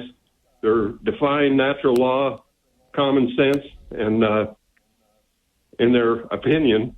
But, of course, you know, we benefit from it because that's our law. But I'm really disgusted with them. And well, I'm disgusted with all the politicians. You know, here in Idaho, we should have just said to the Supreme Court, we don't care how you rule. We're going to enforce this law that boys can't compete with girls. And that's just going to be it. We don't care whatever the ruling is. But we honor the Supreme Court because we've been trained to be stupid and take any kind of opinion from stupid judges. And judges do rule America, and they're liberal, and we're going down the toilet because of it. And so I don't know what to do about it except, you know, people, they move here because they think that Idaho is a place of refuge. Well, it isn't a place of refuge. They're just changing their address to a different place that's still ruled by the federal government over common sense, over Christianity. We don't have any Christianity in our country. The churches are all shut down. They're going gay. The churches are... Did you just say that churches are going gay? Yeah. I'll mention your church. Your church, the Vatican, is approving the priesthood to give blessings to homosexual unions. Right there in the Vatican. I haven't heard that one. Oh yeah, just go to LifeSite News. It's all over the place. But you know the national news, the international news, they're not going to tell you that's what's happening. But my church, I don't have a church, but my former church, they're all falling apart because they're liberalizing everything. You know, I went to BYU. Now they have professional sports where they paid a guy $4.1 million to play 1 year of basketball. That's stupidity on the whole church and the whole system. We shouldn't be doing that. But, you know, you can't, when people get corrupt and they look at others and say, hey, we're not so corrupt because those guys are worse than we are. That's how it is. Somebody's worse than you are at being corrupt, so you're okay. That's our national motto. So anyway, I'm pretty disgusted with everybody, and maybe even myself, because I should have been tougher on all of this for all of my life. But you know, I tried to be, but nobody wants to listen. So anyway, we're socialists, we're communists. And well, I'm glad we have you on if nobody wants to listen to you. What does that say about us? Yeah, well, maybe they're turning their radios off. They say, I don't want to listen to that pro-life guy because he's saying... Well, that's enough. Hold on. That's enough out of you. Thanks for the call. Let's go to Edwin in Meridian with Kevin Miller at 580 KIDO. What up, Edwin? Hello, Mr. Kevin Miller. I will tell you, Kevin, you might hang up on me, but I agree with a lot of what pro-life was saying. But anyway, I love pro-life. When he comes on, I leave the radio on. I love you, pro-life. Keep it going, brother. I feel the same way. You know, I have a question for you, Mr. Miller. You know, why is it that I probably know what the answer is, but why is it that the 3 liberal Supreme Court justices never ever vote with the conservatives on things that are actually common sense? They're common sense issues. And it seems like they never, Kagan and that other, whatever her name is, the Broadway. Sotomayor, yeah. And Ketanji Brown Jackson, yeah. Yeah, Ketanji Brown. It's like, why don't, it's like the Democrat Party. They never vote with the Republicans. The Supreme Court justices, the 3 of them, I honestly think that they're not about the Constitution of the United States. They're not about the Constitution. I think, in my opinion, that they are 3 liberal judges. I don't even call them judges. I call them activists, because that's exactly what they are. It's just activists sitting on a bench in the Supreme Court. That's my belief. And as far as Kavanaugh and Coney, or whatever her name is, the other Supreme, I keep forgetting. Sometimes I don't get those 2, and sometimes they do good, and then sometimes I kind of question their ruling. But you know what? I don't. I'm kind of like the last guy called. I can't remember his name either. I'm getting old here. But it's just like I don't understand these politicians anymore, Kevin. I don't understand why we haven't passed the Save America Act. Why has that not passed? You know, and I don't understand these people anymore, these politicians.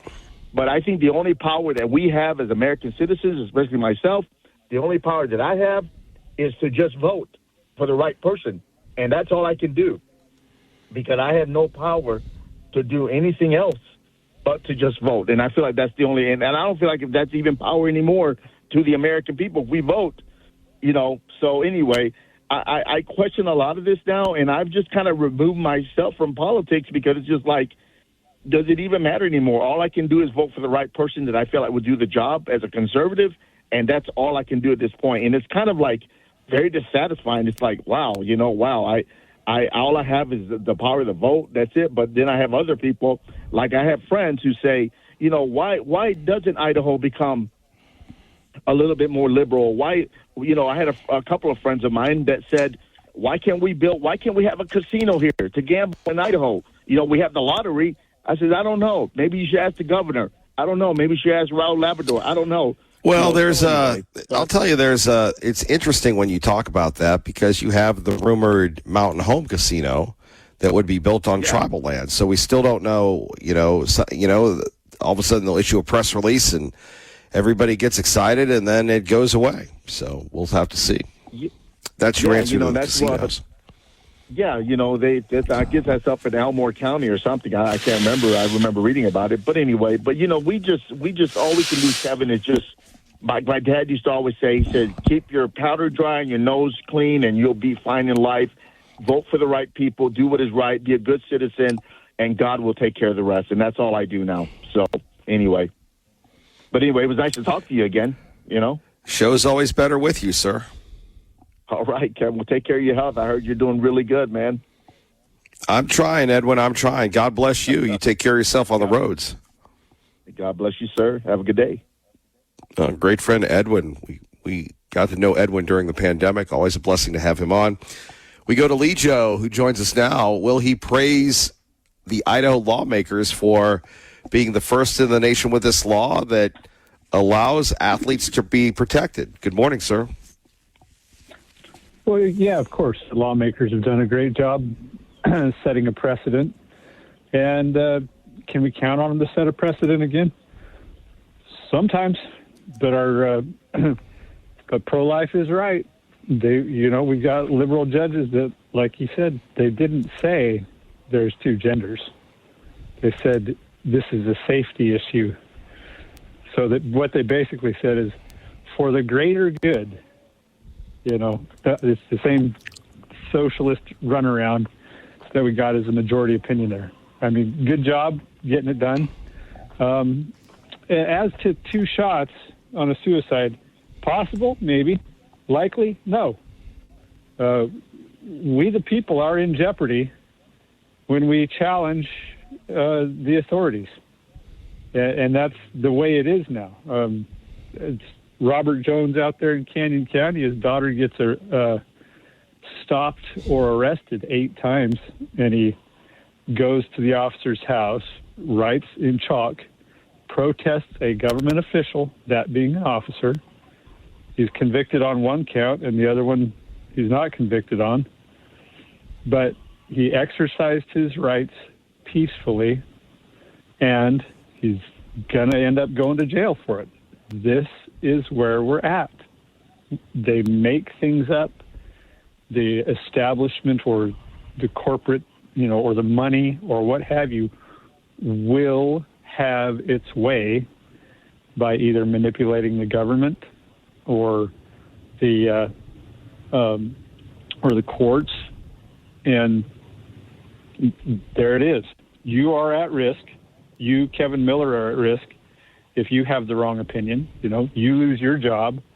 You have lost your job for, First Amendment exercise. And that's the way it is. We don't live in the Pollyanna world that we wish we lived in, where the Constitution actually applies to something. We live where money rules, where we can justify whatever, where the courts will justify whatever. Pro-life is very right. He's made a lot of great points today. And then back to Chandler, 100%, dead on. We're not sitting here talking about how much things cost, and we have this huge advertising problem just now in Idaho. Number one, we were the first to stop the opposite sex in sports. Number two, we've been rated as the most free in gun laws. That's just going to run more people in here. That's just going to take more housing prices up. And Emmett has 300 cops living in it. I heard this from a reporter. There's 300 cops living in Emmett, either retired California cops or some of our on-duty cops from the jurisdictions further south. And this is where we're at. Anything that's conservative is going to run like mad here, and we're not going to get ahead of the housing prices.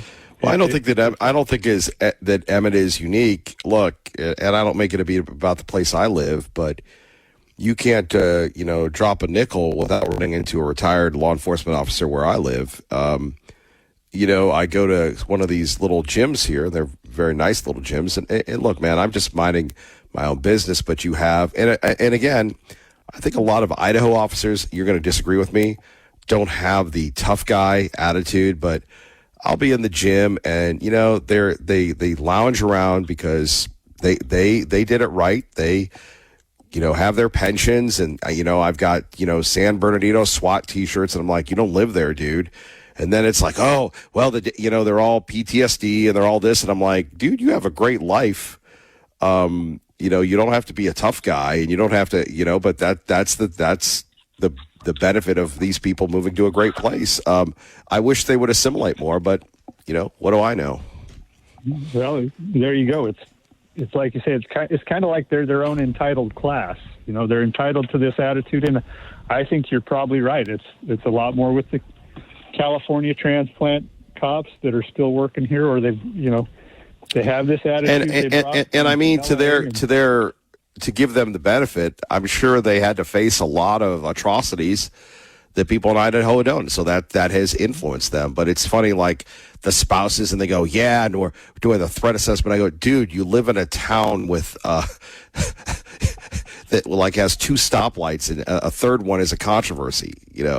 It's just the thing that gets me is when you move to Idaho, if you really want to be in Idaho, first of all, as I've said for years, you change your license plates. Second of all, hey, I don't really need to have, Grateful Dead, San Bernardino on there. I mean, you can't buy a shirt that says Idaho. It's just very weird, the unique subculture that these folks try to maintain.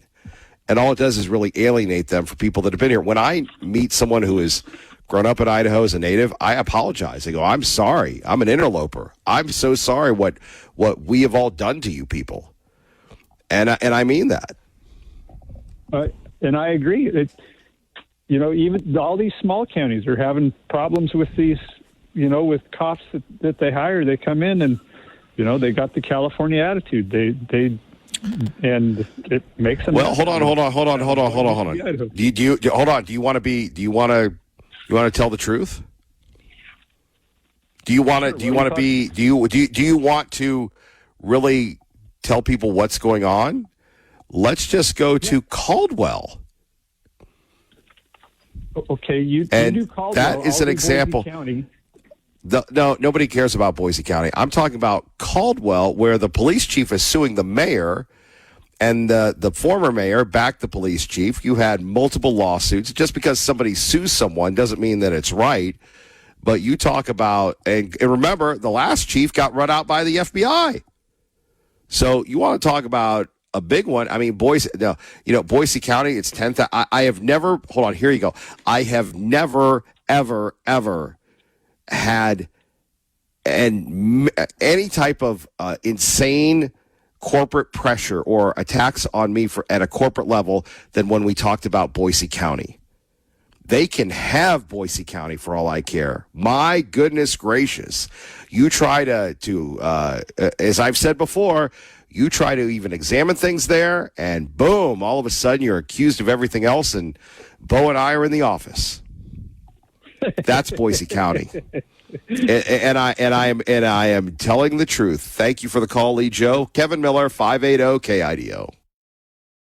Limiting on political parties' coordinated expenditures violates the First Amendment. This is great news for the Republicans. A big day. And we all know we all have to be very, very careful. We all have to be very, very careful because that Roberts, that Chief Justice, that guy loves to be Lucy, and Charlie Brown. And you know what's going on. You know what I'm talking about. I love this. And by the way, liberal CBS bashing the Supreme Court 6-3, saying states can ban biological men from competing against biological women. This is still subject to scientific and medical debate. All of these issues related to transgenderism. But right now, the court is saying states have a valid and rational interest to put some limits, some protections for safety and competitive fairness in the legal code. But the court is acknowledging something that we should remind ourselves. This is an evolving debate. Right now, it is in a very definite, hesitant towards transgender rights space. I would just remind our audience, there was a time in our country in the late 1990s and early 2000s when many states, most states in our countries, constitutionally banned same-sex marriage. We are in a different place on that issue now. That debate and all the human... Yeah, that was 5-4, Justice Roberts. That was a Justice Roberts special. Gotta say this, President Trump and his conservative justices winning big. What is next? We'll find out before Buck and Clay and Buck today. Let's see. ABC News legal analyst James Semel frets the Supreme Court ruling against transgenderism on women's sports will lead to exclusion as an unavoidable consequence. Well, yes, that's the idea. Now, maybe they come up with their own league. I don't know. But I love how they go on and on and on about this stuff. Quickly, as this news is happening, let's go to Shannon Bream. Yes, and so this decision written by Justice Kavanaugh is a traditional 6-3, some of the ideological splits you would expect to see here. And he says those limits amount to essentially limiting speech, and it's unconstitutional so that the parties can freely spend with candidates. They say this, it allows all political parties, including the DNC and RC, this is not benefiting a particular party, and the respected Senate and House campaign committees, as well as other parties and party committees, to participate more freely and compete more fully in the political process and to coordinate more closely with their candidates. So allowing the parties to spend money in connection with their candidates says whether the Democratic Party, the Republican Party, or other parties, all political parties and candidates going forward can compete equally under the same rules regarding coordinated expenditures and can structure their fundraising, spending, and political speech on a level playing field as they see fit within the law. So essentially saying there can be no wall now between those, and that trying to limit the parties from their speech and essentially spending money with their coordinated candidates violates the Constitution. And again, they say it doesn't benefit this White House or a different White House. Democrats, Republicans alike are able to take advantage essentially of this decision today. Justice Kagan leads the dissenters, so I will read hers and get back to you when we know what's next. All right. Thank you, Shannon Bream.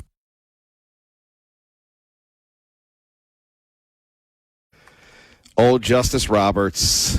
We were all excited about Idaho and the birthright citizenship. That's a tough one. The birthright citizenship, apparently, we will continue on with that one. We'll get your reaction, 580-5436, 580-KIDO. More analysis, more reaction as we break this down.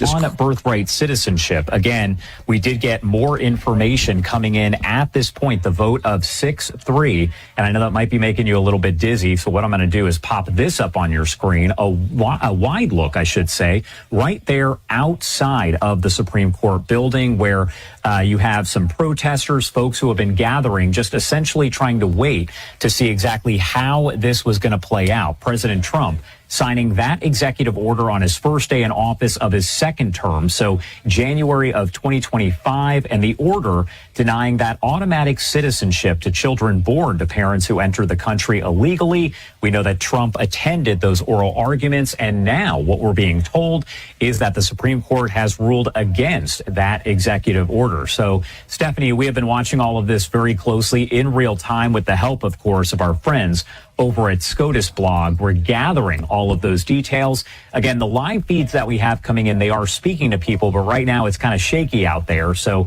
you're not really able to see or hear what's going on around them. If that changes, though, we're going to make sure to bring you those feeds here on Live Now from Fox. And Josh, it really gives you a sense of the atmosphere. I have to imagine that, you know, there's so much emotion on either side of the aisle, and of course the photographers want to to capture it all.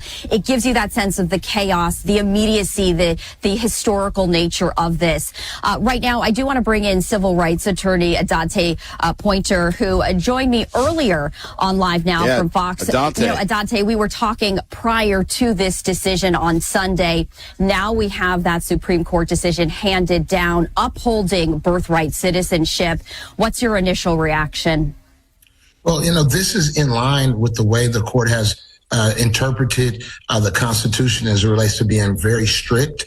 And so this is consistent with the way you've seen the court analyze other of President Trump's initiatives as it relates to the strict interpretation of the constitutional text. So it's not so much of a surprise. However, it is in one sense in that the Supreme Court has done a lot to support Trump's initiatives since coming into office his second term. And let's talk about that, because the Supreme Court is a separate branch and they are not tethered to, political nature. However, there has been discussion, and to your point, there has been discussion on whether the Supreme Court justices could be influenced, and now we have this ruling handed down. Let's take a look at the docket in its entirety. We've had cases yesterday, today, as well as last week handed down. When you take a look at it in its entirety, what's that perspective for you when it comes to where the mindset of the Supreme Court justices are? Well, the conservative justices, which are the majority of the court, have actually upheld or promoted many of Trump's policy changes and or actions, be it dealing with temporary protected status, transgender athletes, which we got, and various other different things. The two major planks that they have rejected were Trump's tariffs and also birthright citizenship. But other than that, it's been pretty much a clean sweep through the court for the Trump administration. So I think many people feel as if this court does lean and is ideologically. I don't think you can really say that. By the way, can we lower him a little bit more? Thank you, Sweet William. So once again, the Roberts Court hoses us, and it's not 5-4, it's 6-3. We'll get that breakdown for you as we do this real-time developments. Phone numbers here, 580-5436, 580-KIDO. Here's one, the 5th of November. It was obvious we were going to get blanked. Another one, SCOTUS sucks blank. I think what we have here with these online comments, basically it's, how should we say this? It's talk radio with profanity, if you will. Let's see. We actually have 3 SCOTUSes who just don't support the Constitution. Think about it. And Kavanaugh, that waffling that direction. Seriously, they don't support or adhere to the words of the Constitution long established. America is dead with the SCOTUS decision on birthright citizenship. Congress can pass legislation, but we all know Congress is useless. Wow. And we'd love to get your thoughts at 580-5436, 580-KIDO.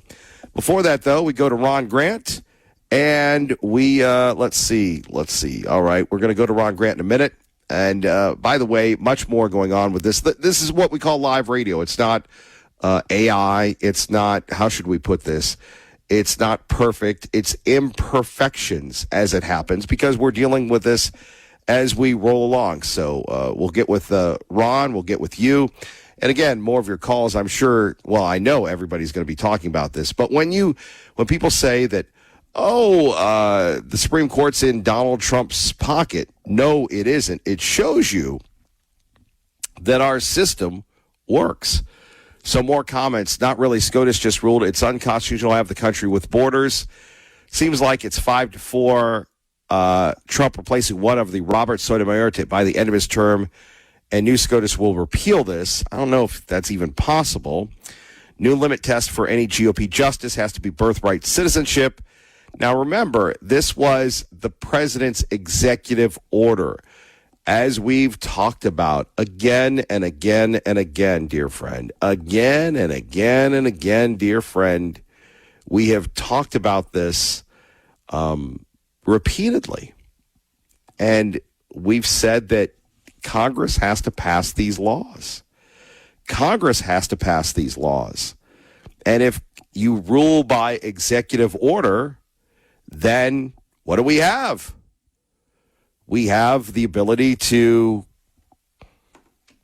get it all reversed. Like I said, this is what happens when we roll. So that having moved along as well, let me see. This is what we call Kevin Miller trying to fill. Let's go back to the Fox News feed if we can and get some more analysis here. Specific ruling. Well, I think in many communities, there's a sense of relief. You know, this whole mass deportation strategy has put millions and millions of people, not just parents, but also kids, at jeopardy in terms of their legal status within this country. Did that mean they would be up for immediate deportation? Do they have to sell their businesses, leave their jobs? And what are the employers going to do, especially with our economy in a flux? So this gives some stability, if you will, to a large portion of our workforce and people who thought that they were citizens and their kids would be citizens going forward. So I think there's a sense of relief in that regard. However, we know that this is part of a much larger policy change and shift. And so we have to see where it goes from here. And that's a big question, is we really don't know where this is all going to go. Looking ahead, could this be brought back up?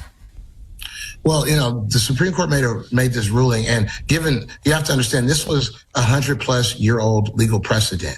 You know, this arose out of the former enslaved persons being allowed and granted full citizenship rights in this country. So this is a very old legal precedent that this president and his administration wanted to upend and essentially reverse. So, you know, to say, can it happen again? It can happen again. Another challenge can be brought up at some later point in time, but it'll have to, just like this, wind its way through the courts and find itself on the desk of the Supreme Court.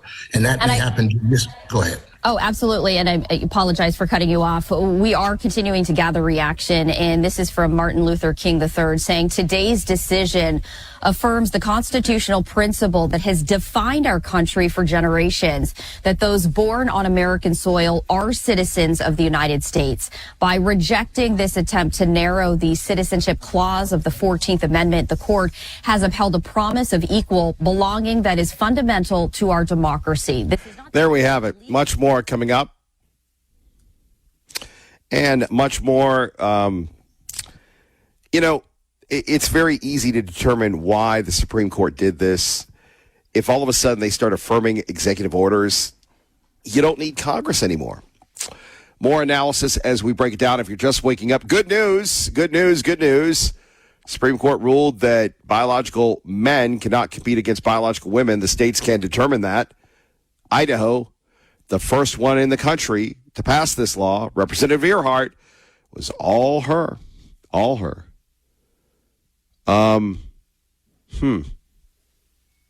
Big time when we're thinking about it. Let's continue on.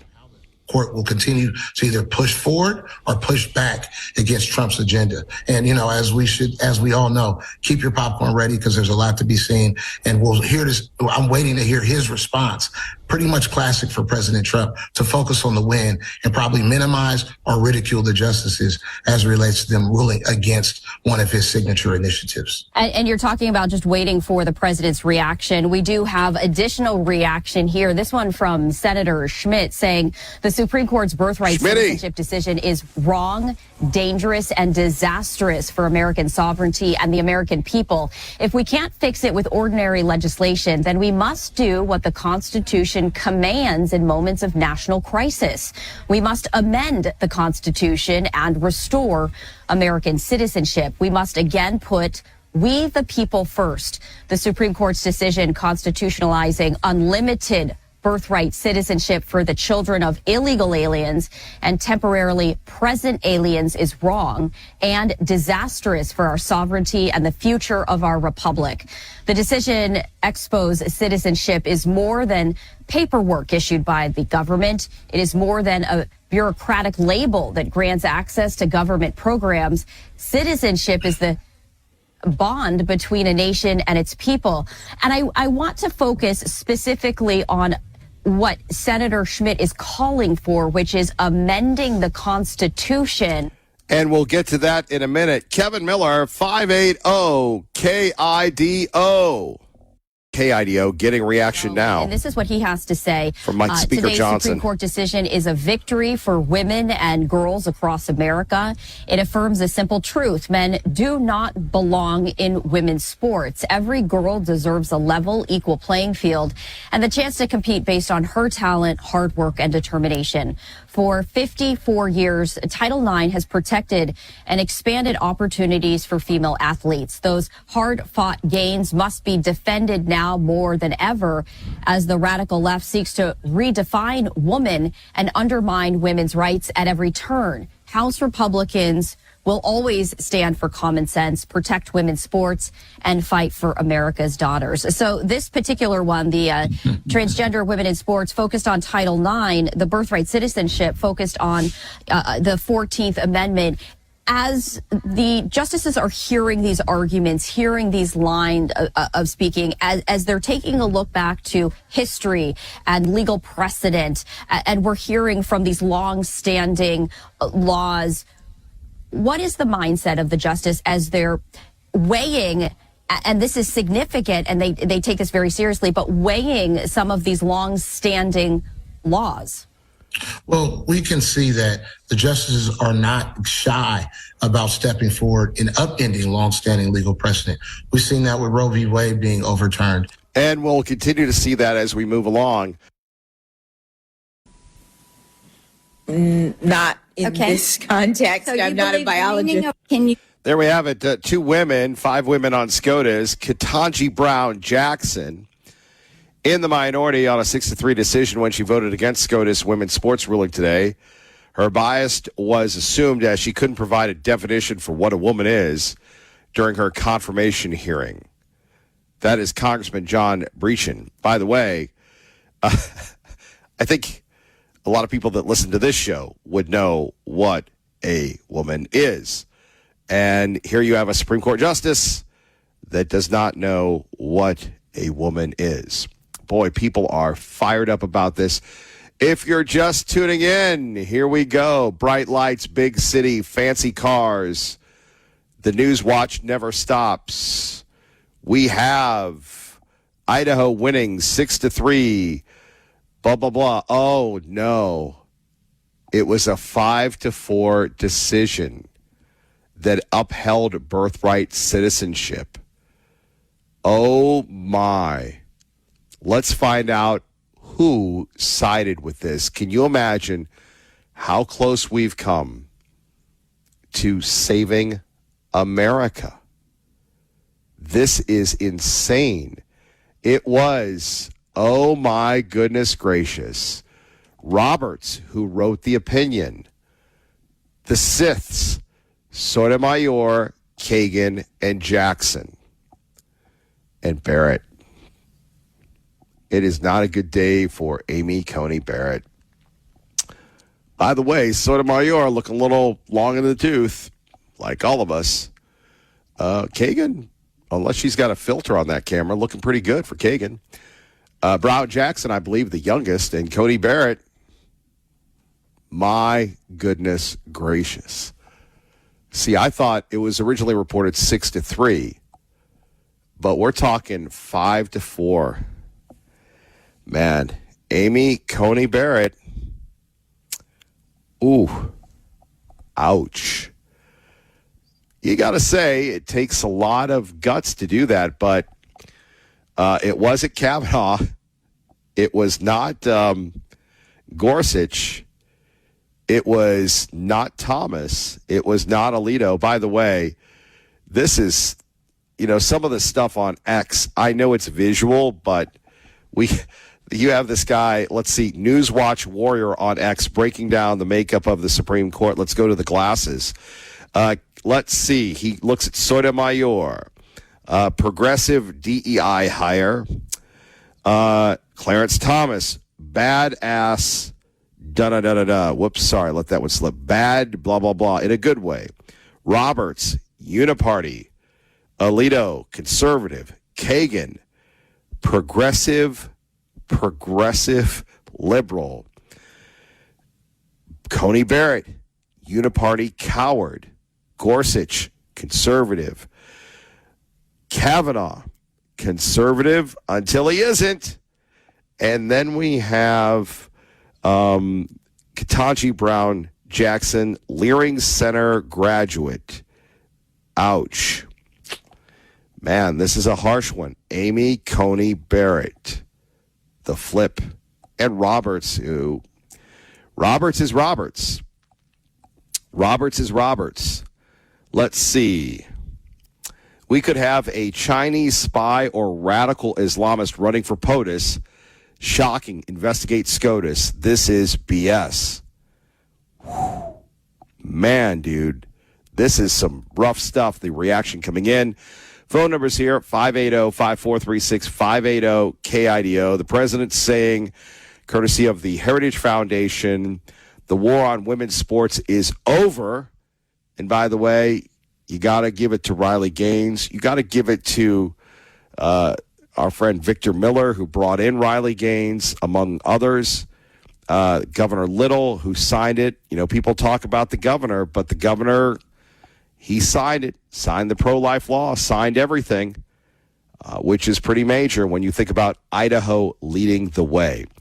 We'll continue to get analysis of this and some really funny stuff on X. But at 580-5436, 580-KIDO, the reaction is just amazing when you're thinking about the birthright citizenship, striking this down. And then we have people, let's see, now we have the race baiters, Eddie Glaude going on and on about, let's see, the white republic and Kavanaugh's at the heart of it and all these things. This is just ridiculous and absurd. And there's a reason why, I don't know if you've heard, but Comcast is now getting rid of, not only did they get rid of MSNBC, but they're getting rid of NBC. Eddie, are you breathing a sigh of relief? And I also want your take on Justice Kavanaugh's role here, not just in today's decision, but in the sort of bigger picture and story of this court right now. Right. So, yes, I am breathing a sigh of relief, but I want us to kind of widen the aperture a bit to understand the origins, the provenance of this challenge. It's part of this ongoing effort, I think, to address the demographic shifts in the country. I think it's part of this long-standing effort since the 14th Amendment was ratified to undermine it. We need to understand that this particular, the birthright citizenship clause of the 14th Amendment is addressing the 1857 Dred Scott case. Charles alluded to this earlier. So we need to understand the ways in which these arguments are in some ways aligning with a particular vision of the country that we need to make explicit. That is to say, that there are folks who are doubling down on the idea that this country must be a white republic. And they're doing it by any means necessary. They're trying to achieve that end by any means necessary. But, you know, through a narrow decision, the Constitution stands, but we need to still be mindful of the motivation that is driving all of this in the first place, it seems to me. And Kavanaugh is at the heart of it. Just answer that part of it. Oh, yeah. By the way, we're getting conflicting reports here. The ruling was 5-4 on the 14th Amendment and 6-3 on congressional citizenship statutes. Roberts was joined by Sotomayor, Kagan, Barrett, and Jackson. Kavanaugh concurred in part as the statutory question. This is amazing. Let's get more. Another decision, and it's a big one. It has to do with birthright citizenship. It was an executive order that President Trump, on day one of his second term in January 2025, signed the executive order. It was immediately challenged, and now we can tell you that the U.S. Supreme Court has ruled against President Trump's order to limit birthright citizenship. Shannon, we have talked for some time about the president feeling that he would not win on this one. The question is, why not? Okay. Right off the bat, it says children born in the United States to parents unlawfully or temporarily present are, quote, subject to the jurisdiction of the United States and are citizens at birth under the 14th Amendment's Citizenship Clause. So look how this broke down. As we expected, the Chief Justice wrote this opinion. Justices Sotomayor, Kagan, Barrett, and Jackson joined. Jackson has a concurring opinion in which Sotomayor joins.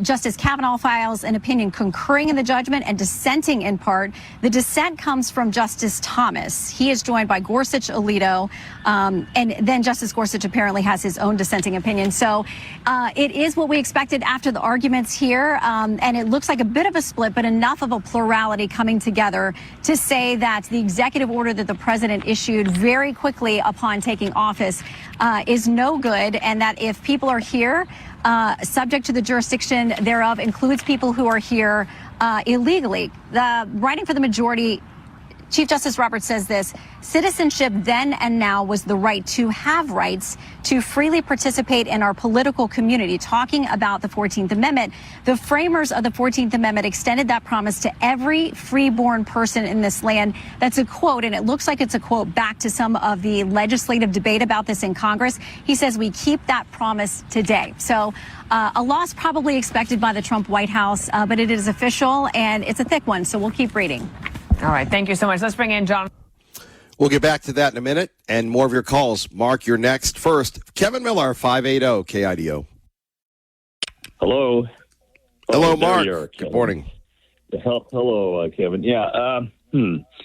Well, again, the traitor Roberts has pulled his little scam on the Americans here, American people in this country, and undermining the Constitution in his own way.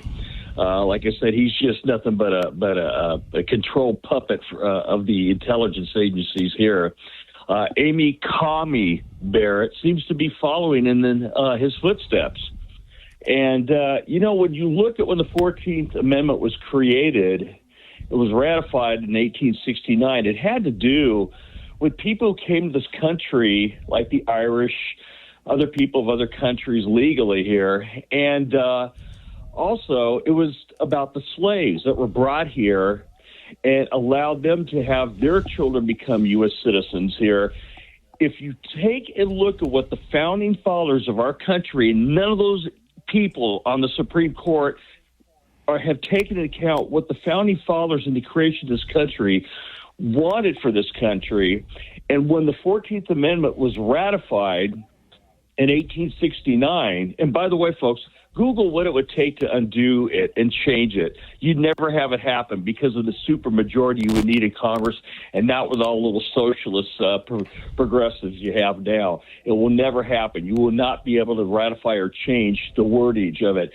They never, though, even back in 1869, ever envisioned the fraud perpetrated by those within this country, the traitors within our government here and country, the Chinese communists, for an example, bringing in, having their pregnant women come into our country or over the border, popping out a kid and getting all the benefits of being an American citizen automatically. None of that was envisioned. Therefore, that logically, if you take that into account, should justify changing what birthright citizenship actually means. Not anybody coming into the country and popping out a kid and going back over the border or leaving the country again, where they can come back and have their kid, born here in America, and get all the birthright citizenship and everything else that goes along with it. It's totally fraud. It's a fraud machine now. And the Supreme Court should know that. You can't expect socialists like Ketanji Jackson, who's a dimwit, half-wit, that Biden appointed to the Supreme Court to replace, what was that old hen, the old ACLU hen that died from the Supreme Court. I can't even think of her name at the moment. But, yeah, so he puts her in there. And you already know Kagan and Sotomayor would go that route. But Roberts, you traitorous, pardon my French, SOB. You are a traitor to this country, and you have helped put, in my opinion, you and Amy Coney Barrett have put the final nail in the coffin of where this country is going to end up. You really have.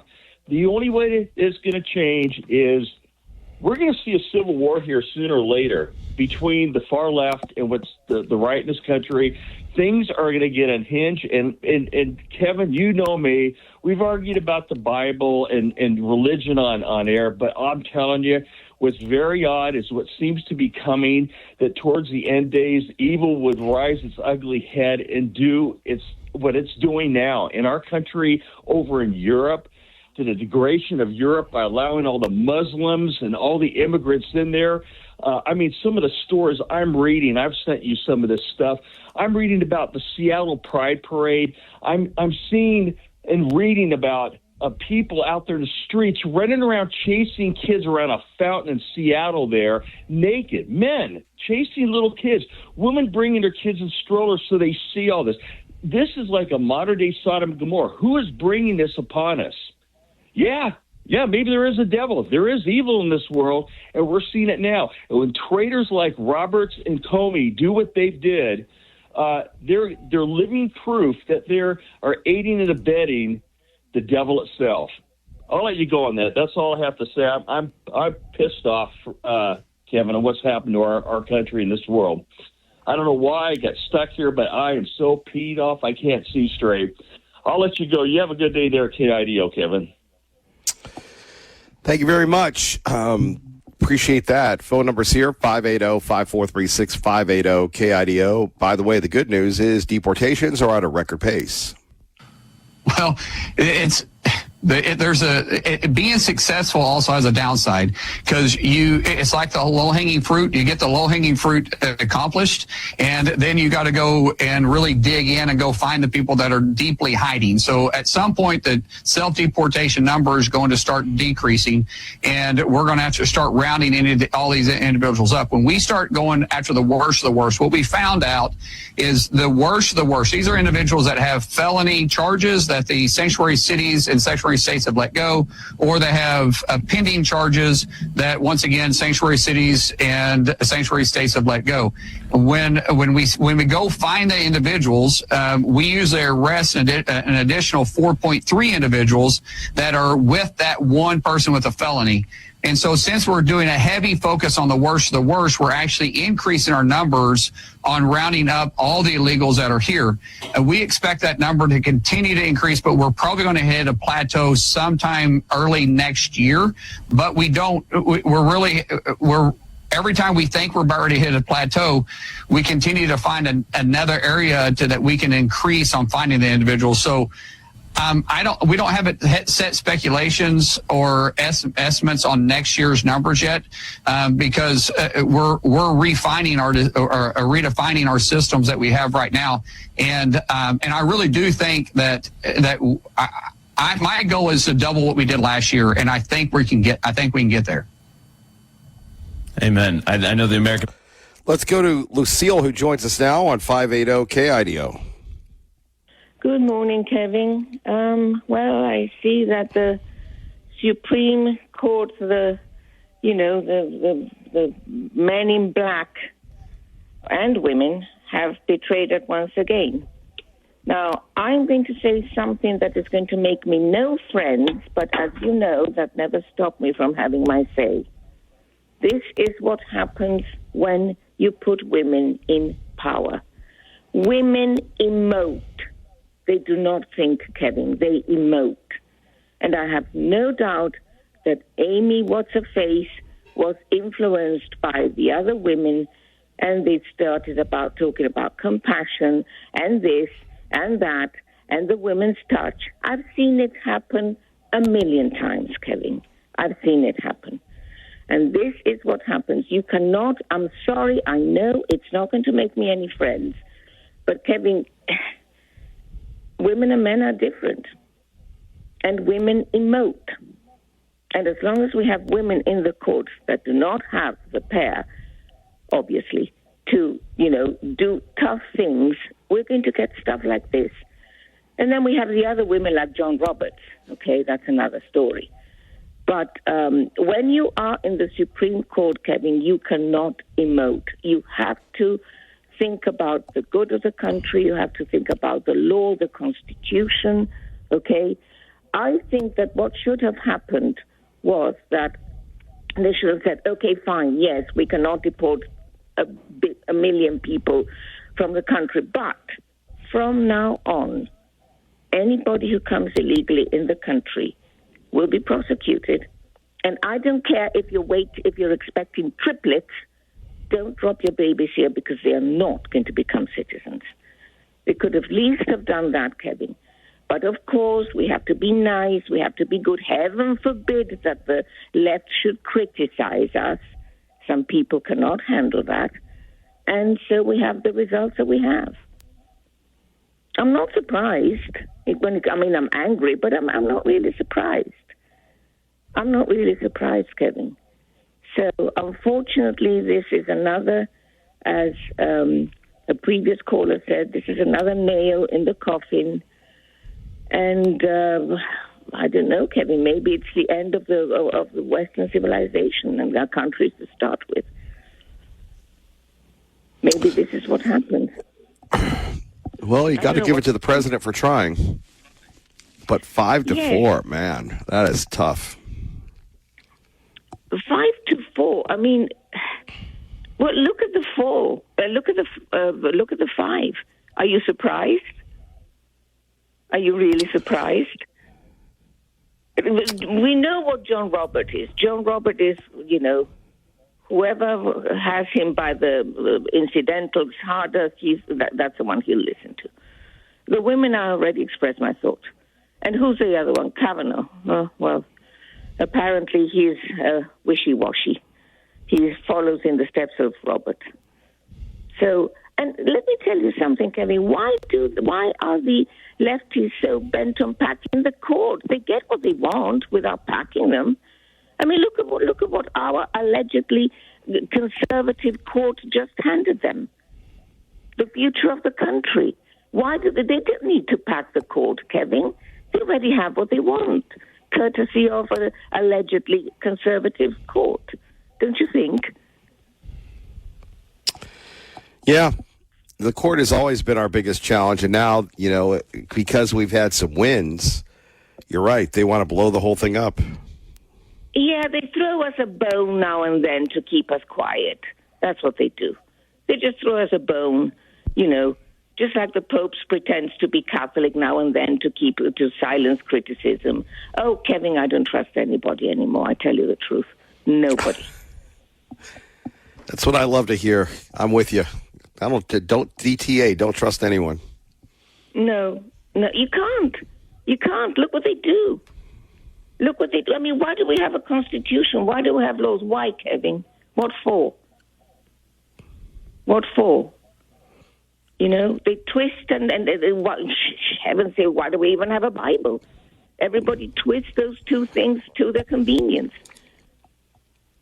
Anyway, Kevin, I'm sorry. I don't want to continue because I'll keep you here till Christmas. And I still have plenty to say, but I think I've said what I wanted to say. And it's a sad day for the country, Kevin. It really is. But I'll let you go with that. Mark, I feel your pain. I'm right there with you. And, what can we do, Kevin? The only thing we can do is keep praying, which is what I do. Hopefully. I'll be praying. I'll be hitting the prayers right after this show. Yeah, exactly. Exactly. Okay, Kevin, you have a good day, dear. Thank you, Lucille. God bless. 580-KIDO. Kevin Miller, you're home for Fox News now. 580-KIDO. Hey, good morning. Hey, a little side note. I mean, we know the justices are compromised, but now, this is something I read on the internet, so maybe it's true, but it sounds true. So when Amy Coney Barrett was nominated after Ginsburg died, guess who the office was that actually pushed Trump to nominate her? Mitch McConnell. The office of Mitch McConnell was calling Trump the day of or the day after Ginsburg died. And so Mitch McConnell is the one who really pushed Trump to nominate Amy Coney Barrett. And old Justice Roberts, good old boy, he's in the Epstein files. There's a picture of him standing in the water. This is probably 20 years ago, but, he's compromised, blackmailed, whatever you want to call it, allegedly. But, yeah, he's standing in the water with Bill Clinton and several others, on Epstein Island. So we know he's compromised. But yeah, it's pretty sad. Sad state of affairs. And Lucille is right. I mean, everything she said was spot on. They throw us a bone every once in a while, and then they turn around and do something, completely wrong and out of character. So I don't know. I think I'm hoping that a lot of people are waking up and seeing through this, Democrat lunacy, and hopefully people are waking up. I don't 100% agree with everything Donald Trump does. I mean, I'm not somebody that, I'm kind of like Large, if I see something that he's doing, I don't agree with every single thing he does. You know what I mean? He's a human being. He's flawed. But he's the best hope we got right now. And there's only, we're going on 2 years left. So, they better get on it. And I'm not seeing anything happening. For example, like Ilhan Omar, why aren't we deporting her? It's already been proven that, she lied to get into the country, marrying her brother and all that stuff. Plus, she's involved with all the fraud. Why aren't they arresting her? I don't understand. It's like the evidence has been everywhere for years on a bunch of these people. I've been seeing this evidence back before Donald Trump was president the first time. We've known about all this stuff for years and years. Why are they dragging their feet? We don't know. There's so many people that Obama put into the institutions. He's completely ruined the institutions by inserting all of his people.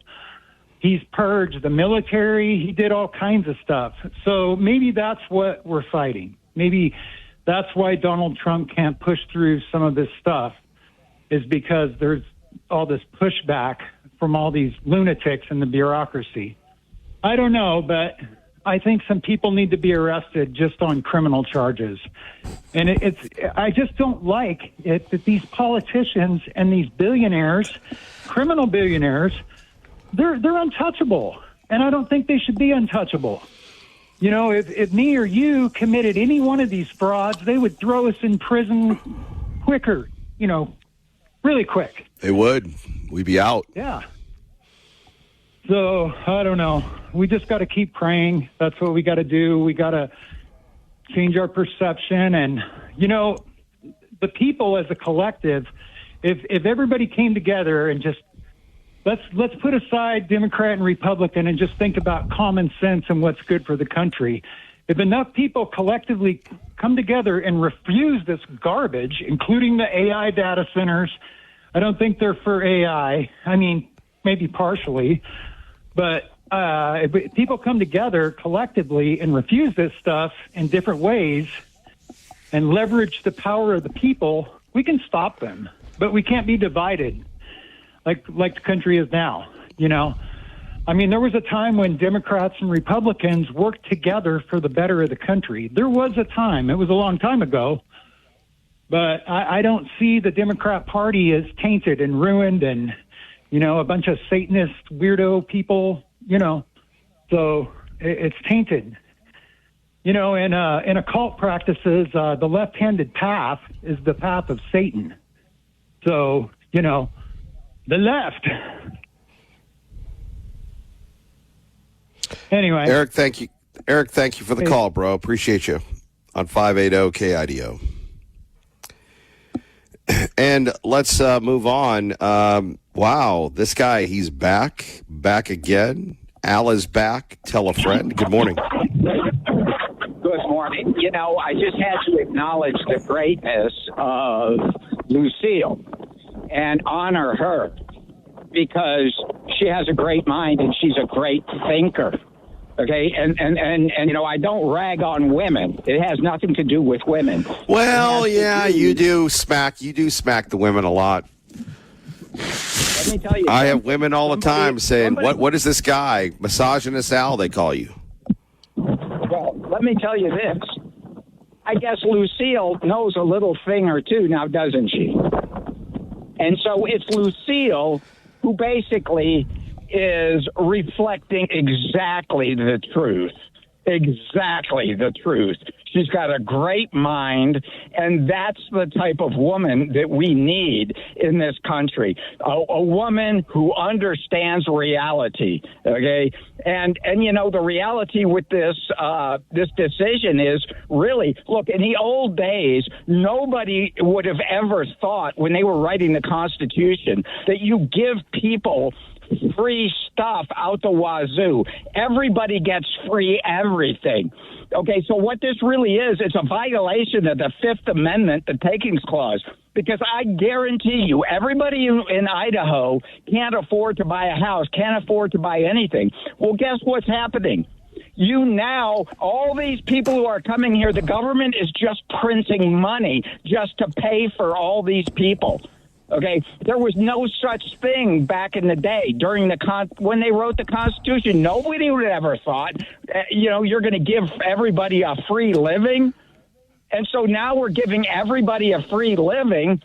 So now everybody's going to come here. It's a violation of the Fifth Amendment, the Taking Clause, no question.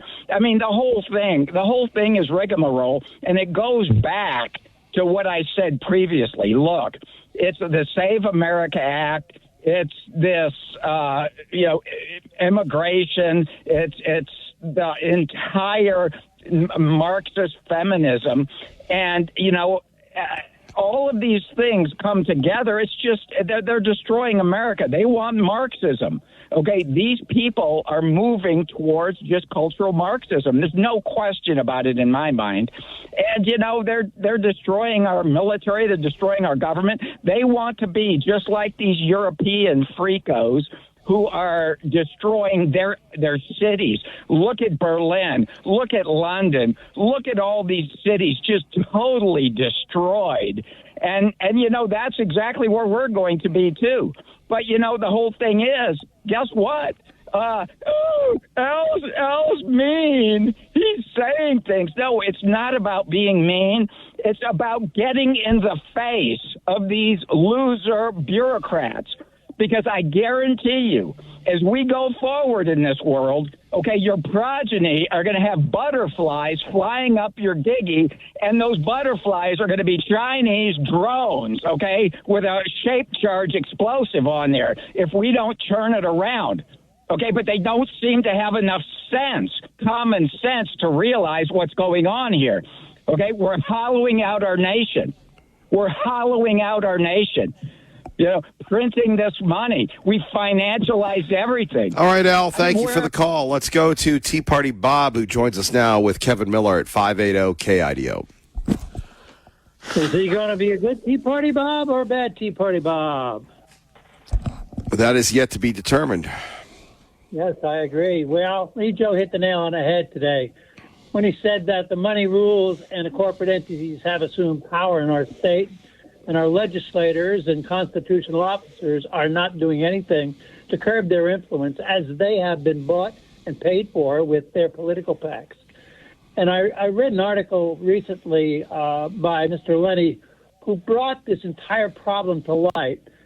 And I say, look at what's happening here with Micron, this new plant they're building with $6.1 billion of our tax dollars, mind you. It was Governor Little's team who flew to Chicago to pitch expanding Micron in Boise, and soon after signed the Semiconductor for America Act, giving the sales tax exemptions on the construction of this new plant. This Micron facility is worth $2 billion, and they paid only $3.1 million in property taxes in 2024, which, if you take a good hard look at it, is about what we are paying. Actually, it's more. We pay proportionately for our housing than they paid for their property taxes.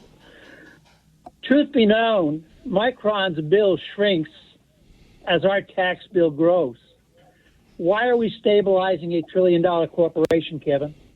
Looking back on it, it was Representative Little who warned about this type of corporatism when he was a state representative. I remember that because I was here when that happened.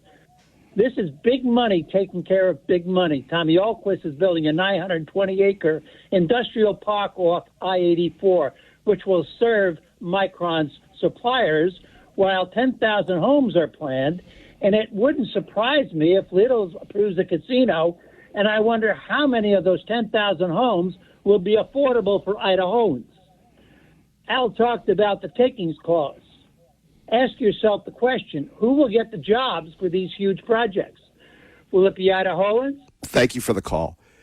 Look, you had our entire congressional delegation not vote for the act.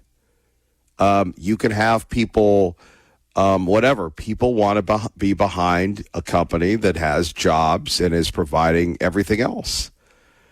We can publish papers and talk about things. It's not going to change. And you can call me whatever you want, but I have been the tip of the spear for quite some time. And in my new role as the umpire, I'm calling balls and strikes. I don't even know how we got onto this subject. But the bottom line here is, and look, I wrote about this. You have people that are proposing data centers, and then you have people that are proposing keeping the farmland, the old versus the new. And you could talk about Tommy Ahlquist, but the Ahlquist company is one of the big successes. They're building everywhere. And you want to talk about the real winner of the 2018 gubernatorial campaign? It was Big Tom and Tommy. You can be mad and Senator Lenny can publish papers, but in the end, you're just whistling Dixie. If you can even say that anymore. There is no resistance except Tea Party Bob. Now, I would say maybe the Republican Party, instead of going after good Republicans, should take a look at Republicans that are raising taxes.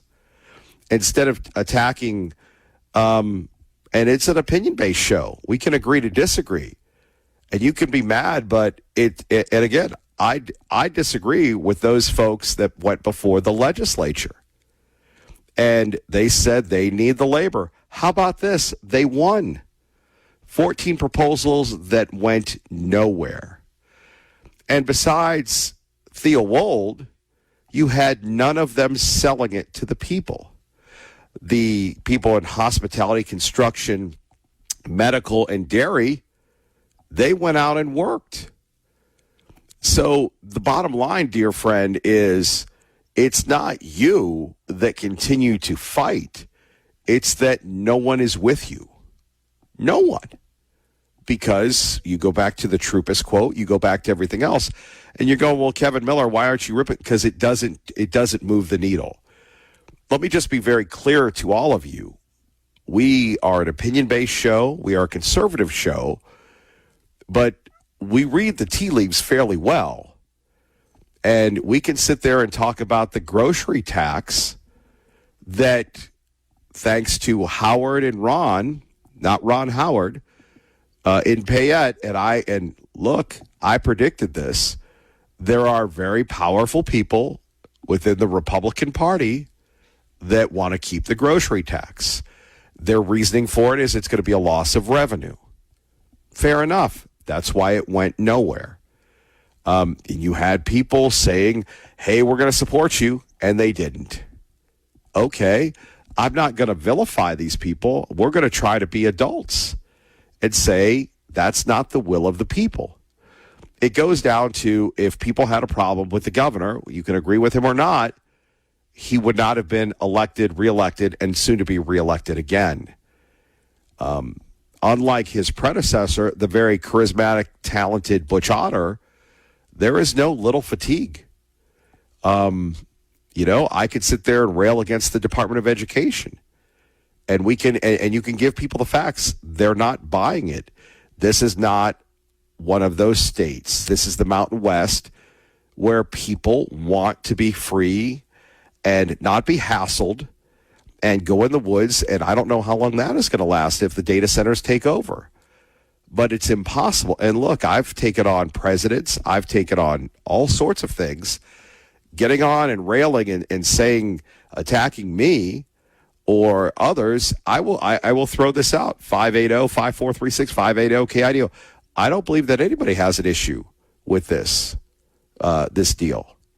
And the big winner, well, two of them, Governor Little, who worked behind the scenes, and Mayor McClain.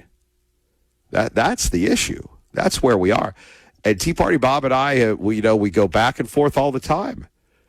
I'm not saying he's wrong. I'm just saying the people aren't with him. And just because we have Senator Lenny, very gifted, very talented guy, very conservative guy, publish a letter, that doesn't mean that we're, blah, blah, blah. Because in the end, my whole vibe here is protecting the integrity and the viability of this program. If this program goes away, I'm out. You guys just call a new person. Kevin Miller, 580 KIDO. We've had Lucille. We've had Mark, the watchdog of Eagle, talk about the topic at hand. We've had Al saying that he doesn't bag on women from his second call of the day. We've had TPB rail against corporatism. But as I've said before, it's corporatism that makes this state work. And that's the new vibe. It's the dream of Butch Otter that Governor Little has, and maybe it wasn't Butch Otter's dream, but it began with, Republicans that have a very pro-business side. And you talk to anyone, no one has a negative view of what's going on here. And, here we have this huge issue involving the Supreme Court, and we're talking about something else. The bottom line here is it's a great day for Idaho based on the Supreme Court, and it's a challenge at 580-5436. It's a challenge of where we are concerning birthright citizenship. And like I said, you have people that put up, and like I said, we can call people names, but it's not convincing anybody at the ballot box. Let's go back to the people that we had a news conference that was very factually based, where people said illegal immigration is a problem, and we need to do something about it. We're going to pass 14 bills. They went nowhere. You can blame Jim Guthrie all you want, but that's the system, and it's frustrating. And then you had people from the industries that employ people saying, "Hey, man, you need to stop the we need the labor," which is really a microcosm of the whole situation. And President Trump, the Republican Congress, has not solved the problem. Just like when we talk about how great the state is, and you have one or two Republican parties, maybe five. The president's son comes in. We don't really talk about it through the official parties because we don't like people. We don't like those people and all sorts of nonsense. And it's crazy. You have a contentious hearing and stuff, meetings, and it's all just one and the same. But until people feel the pain, like what's going on in Meridian. Look, I could be like every slappy around and slurp up these politicians. And I think to myself, man, am I missing something by not, just being a microphone for these guys when they're talking about how tough they have it? No, I am a person of principle when it comes to the taxing and the spending, and Republicans have to believe in limited government. But Meridian, under the current leadership, in my opinion, has become Little Boise. And raising taxes, it should be an embarrassment of these local politicians. Now, again, are they bad people? No, we agree just to disagree, and so be it. And we see this again. We expose the Boise mayor. It's the bread and circus thing. People bred at the circus paint curbs and, do all these social media posts that say absolutely nothing, and the people will buy it until it impacts them, sadly. But we can, we look at the Ada County commissioners, we could agree to disagree with them. They have to raise taxes. So until there is an accountability group, an accountability league, this is how it will continue. And people will work more and get less for it. Sadly. And there's a lot of pride in Chobani. There's a lot of pride in all these businesses. And the governor will tell you, look at And it's true, the scoreboard. California, Oregon, and Washington. What they have on? Jason Rance yesterday filling in. Jason must be auditioning for something, but he had the Spokane congressman on. I'm sure the nation really wanted to hear about that. And they're talking about how much money they're losing to the state of Idaho. Now you come into Idaho and we talk about how bad we have it. In comparison to those folks, we're rolling, and business-wise, we're rolling. You could say the state of Idaho has embraced Reagan's trickle-down economics.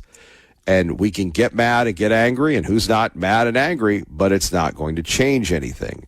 And a lot of people say, at least we don't live in St. Paul, Minnesota. So I'm Somali. I'm proud to be Somali. To me, being Well, we can't really do that. She's basically saying, a St. Paul resident saying, I'm Somali. To be being Somali isn't just eating bananas with rice, quote unquote. It's kind of like bananas and rice. So again, at least we're not celebrating Somalia Independence Day. We are getting your reaction. And again, this is why we have Clay and Buck, voices you trust, Sean Hannity, none bigger, Lars Larson on live today, Glenn Beck, the recap, George Norrie overnights to stay with you. As these big stories happen, you can call in and react and, of course, hear from the great newsmakers. If I know Clay and Buck